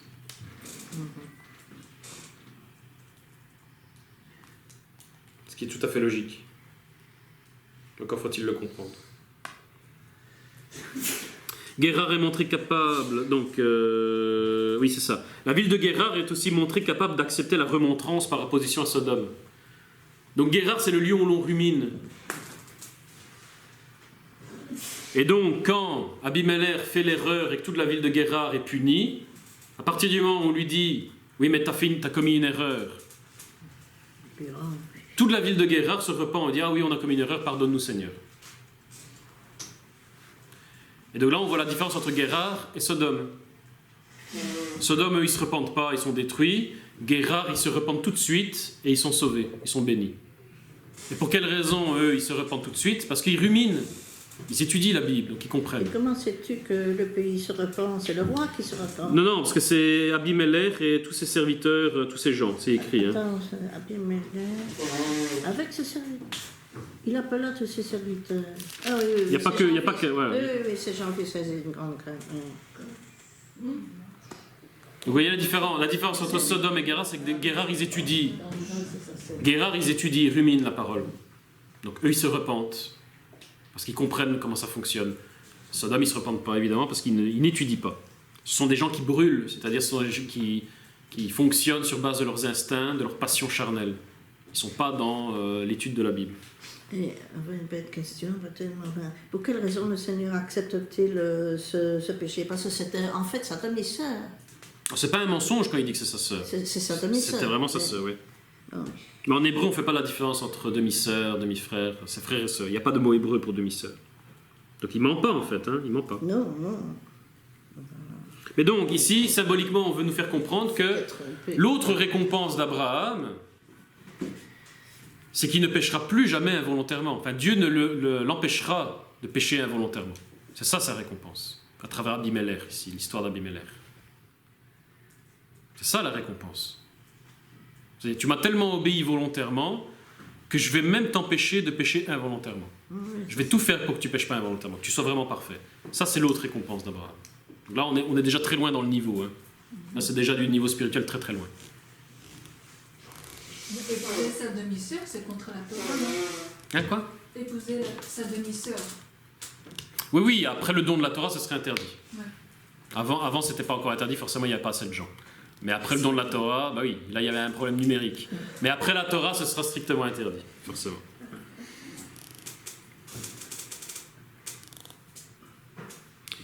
Donc ça, je l'ai dit.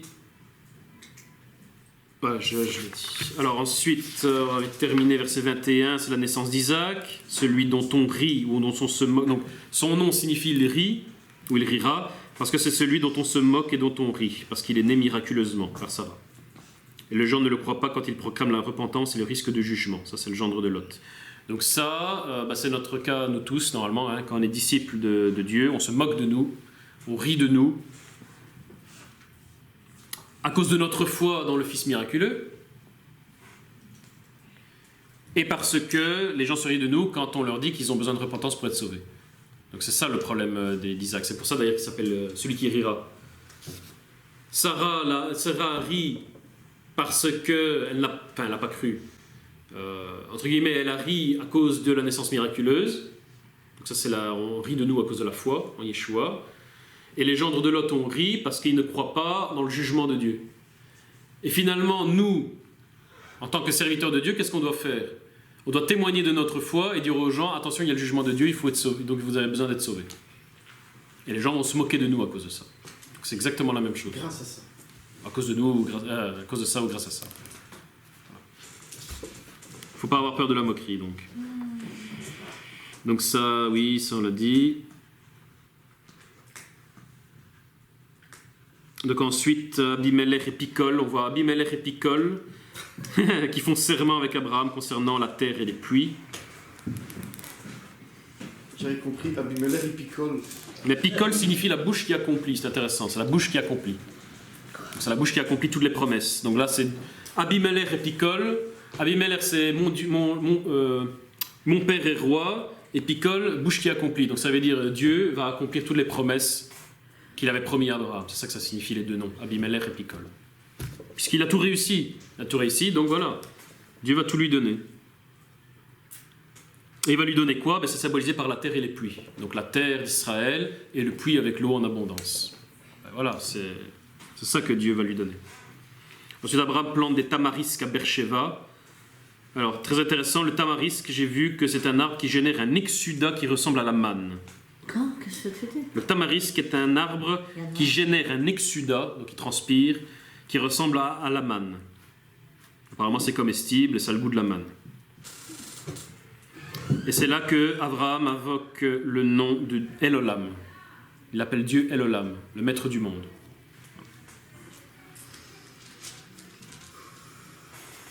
Ensuite, Genèse 22, bon là on n'a plus le temps, sacrifice et résurrection d'Isaac, donc de Yeshua.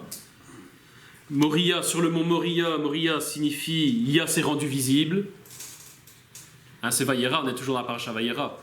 On avait dit que tout ça c'est pour l'incarnation de Yeshua en nous. Donc à travers nous, Yeshua se rend visible à travers nous, si nous sommes remplis de l'esprit de Yeshua. Moria signifie Yah se rend visible. Yah s'est rendu visible.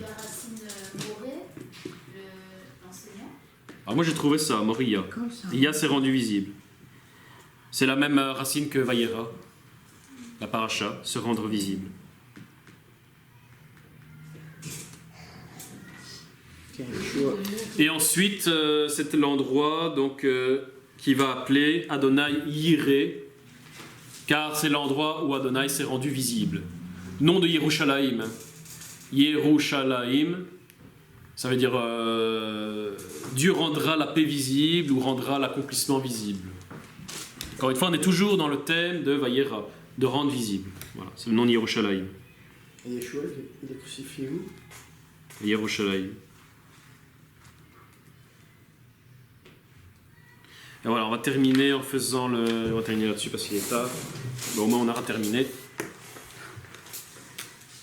Alors, pour ceux qui se souviennent... Non, je vais le faire...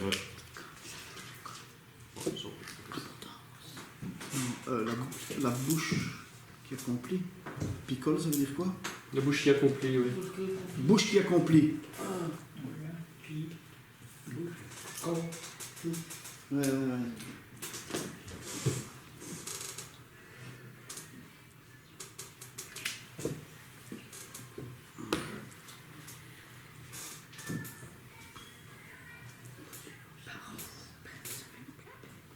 C'est bien le mot de picole. Bouche et paix. Paix. Ah, l'arbre de vie. Alors on va aller vite parce qu'il est tard. On va savoir. Alors faites-moi l'arbre de vie selon la vie d'Abraham, tout ce qu'on a dit sur Abraham. Premièrement, qu'est-ce qu'il a réalisé? Enfin, ça ne va pas forcément dans l'ordre chronologique, mais Malchut. Donc Malchut, c'est tout ce qui est lié à l'humilité, le matériel. Comment a-t-il réussi cet attribut, Abraham? Il a quitté sa ville natale. Voilà, il a tout quitté. Tout quitté. Avec 2 T? Oui, c'est Yes. ça. Voilà, donc la séphira Malchut, c'est la séphira du matériel, de l'argent, l'attachement à l'argent et tout ça.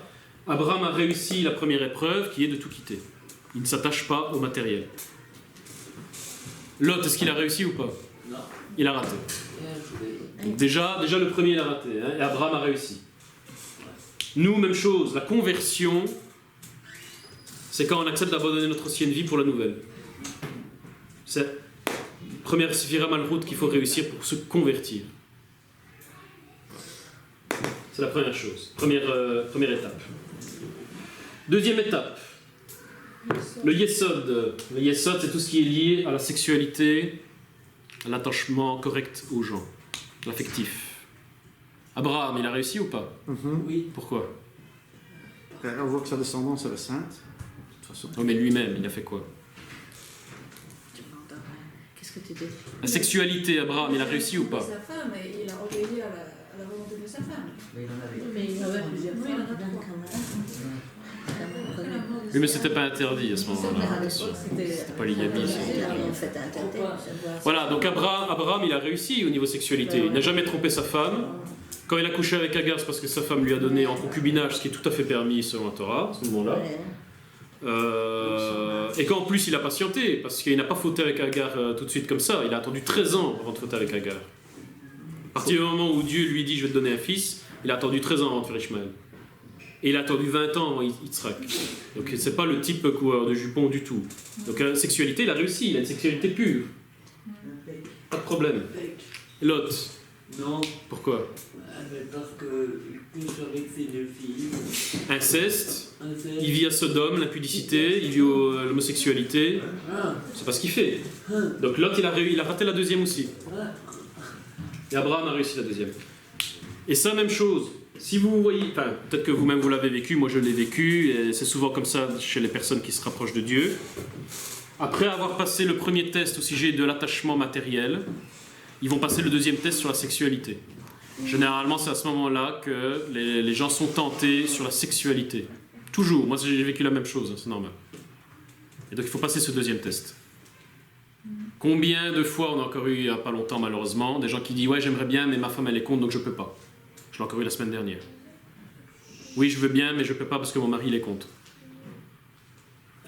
J'ai des vingtaines de cas, on a encore eu un cas cette semaine. Donc ça, c'est le deuxième test. peu de gens qui le passent, le deuxième test. Il est très difficile. Moi, je me souviens le jour où je me suis converti, enfin, le jour où je me suis converti, quand la période où j'étais en train de me convertir, du jour au lendemain, j'ai eu plein de jolies filles sur le dos. Les filles ne m'ont jamais regardé de ma vie. Le jour où je me suis converti, j'ai eu plein de jolies filles sur le dos qui m'ont fait des avances. Elles ont vu la lumière. Non, elles ont été envoyées pour me tester sur le deuxième. J'ai passé le premier test, j'ai réussi à me détacher de mon ancienne vie. J'ai eu le deuxième test que j'ai réussi, merci Seigneur. Je sais pas comment j'ai fait, mais je l'ai fait. Donc j'ai réussi à passer le deuxième test aussi, je suis resté pur. Mais tout de suite, Thomas peut en témoigner. Donc ça c'est la même chose, deuxième test à passer. Ensuite les troisième et quatrième tests. C'est quoi le OD? OD c'est la patience, l'endurance, la prudence. La patience, il a réussi. Hein. Abraham, patience. Qu'est-ce qu'il a fait? Mais il a attendu, comme tu dis. Patience, endurance. Ben, il a attendu pendant 13 ans de coucher avec Agar. Il a attendu 20 ans avant d'avoir son fils, sans se décourager. Et l'endurance. Il a enduré les souffrances, les difficultés dans le désert, tout seul, pendant 20 ans, au milieu du jour. Donc il a réussi. Ouais. Patience, endurance. Et Lot? Non. Pourquoi? Parce que. Oui, il a suivi ses pensées, ses envies, Voilà. Il vit confortablement dans une ville. Quand on lui demande de partir, il veut une autre ville confortable, sinon il part pas.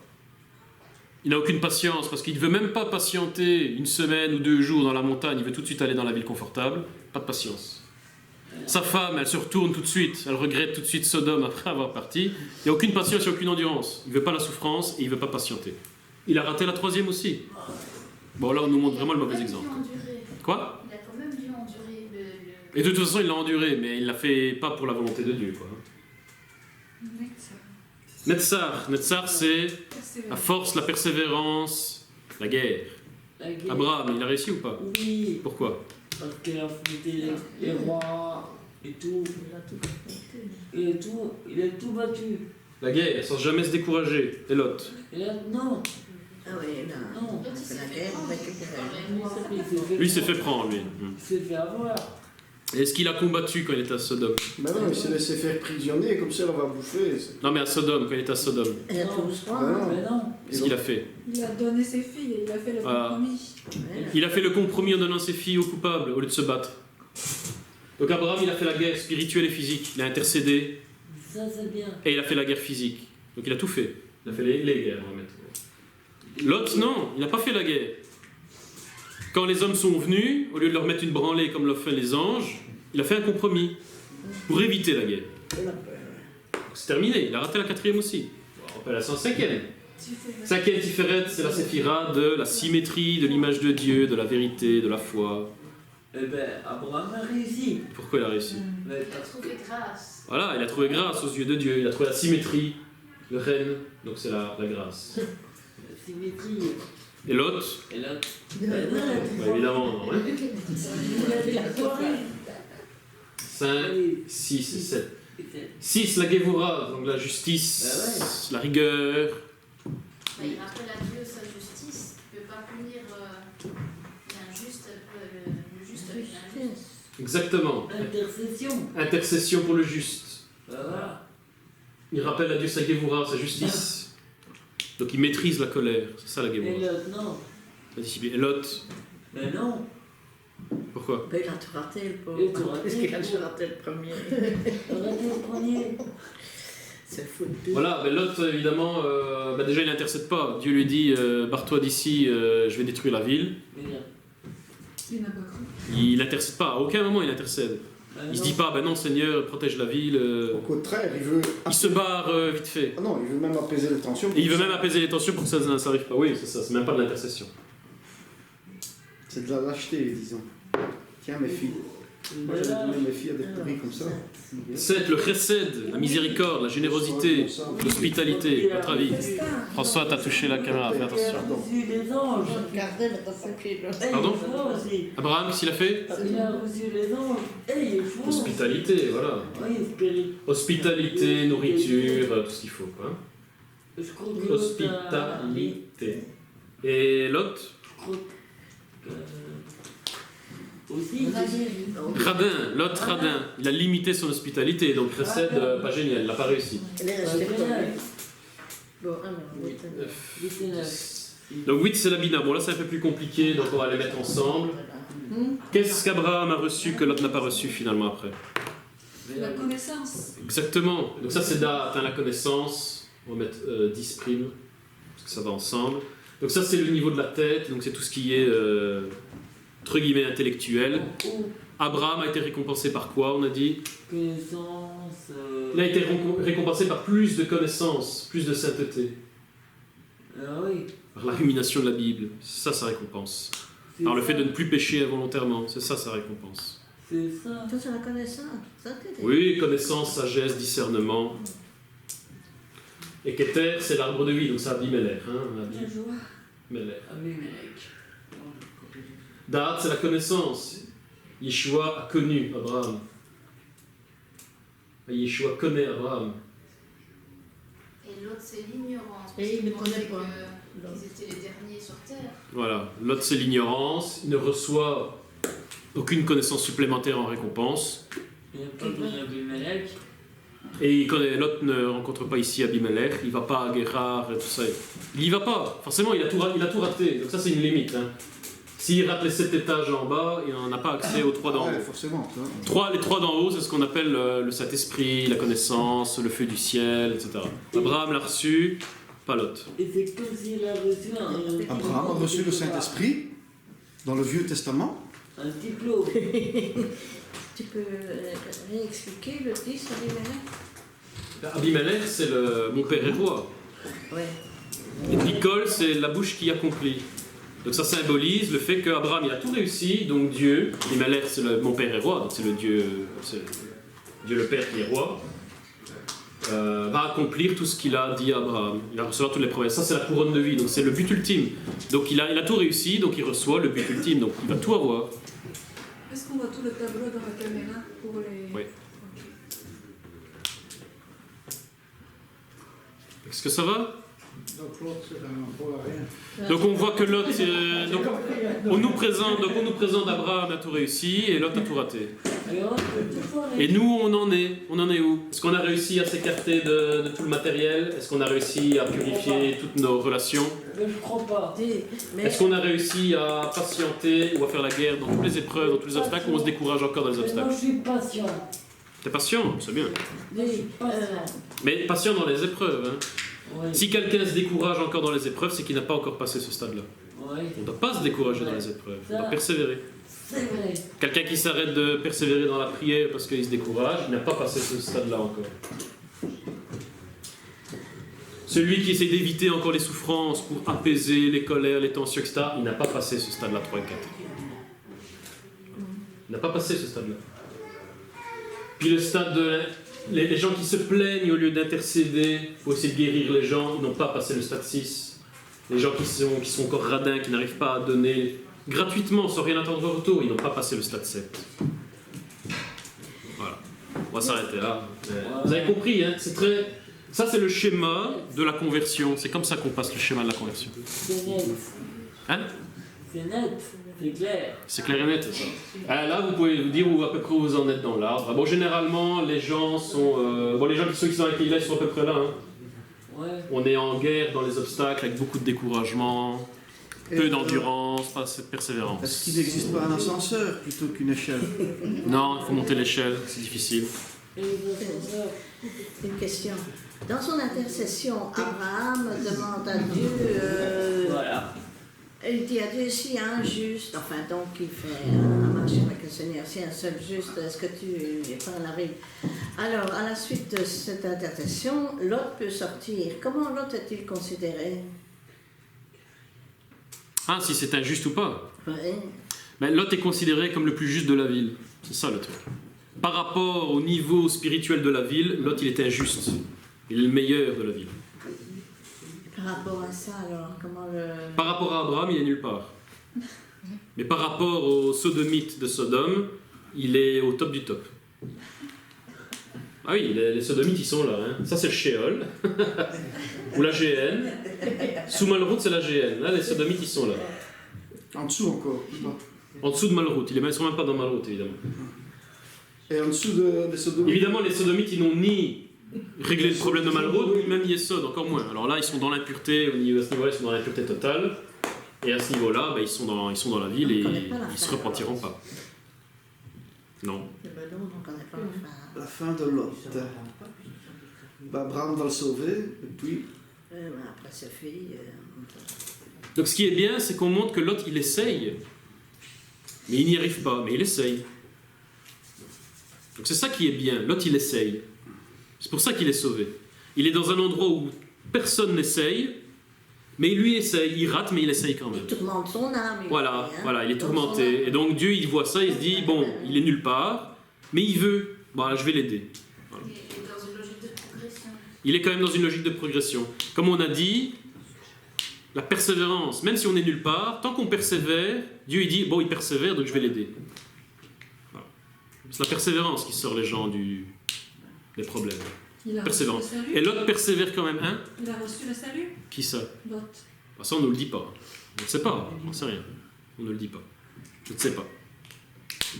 Bon, bref. Voilà, ça va? Donc là, vous savez à peu près où vous en êtes. Le but, c'est d'arriver là, hein? Le but, c'est là. Voilà. Tiens, il y a de nouveau le chiffre 10, là. Donc là, vous comprenez que si ça et ça, c'est réglé, un prochain, c'est 3 et 4. Les obstacles, les difficultés, plus jamais de découragement. Plus jamais de découragement. Persévérance, toujours. Toujours, toujours, toujours. La différence entre la patience et la fatalité, c'est la joie. Quelqu'un qui est patient, il attend dans la joie. Quelqu'un qui est dans la fatalité, il patiente, mais pas dans la joie. Et ça, c'est pas valable. C'est pas valable. Oui, parce que je vois tout de suite, ouais, moi je suis patient. Non, non, non, non. C'est de la fatalité. Fatalité n'est pas la patience. Moi, je suis très patient parce qu'on doit manger. Mais patiente encore, c'est un test, Je te laisse justement. parler. C'est un test. On attend que la fin. Patienter avec joie. Non, allez, on va aller. Bon, voilà, ça, comme ça on a réussi à terminer la paracha. Mais, bon appétit à tous, gloire à Dieu. Si vous voulez qu'on en reparle pour savoir où vous vous situez, on en reparle. C'est intéressant de savoir où on se situe. Gloire à Dieu.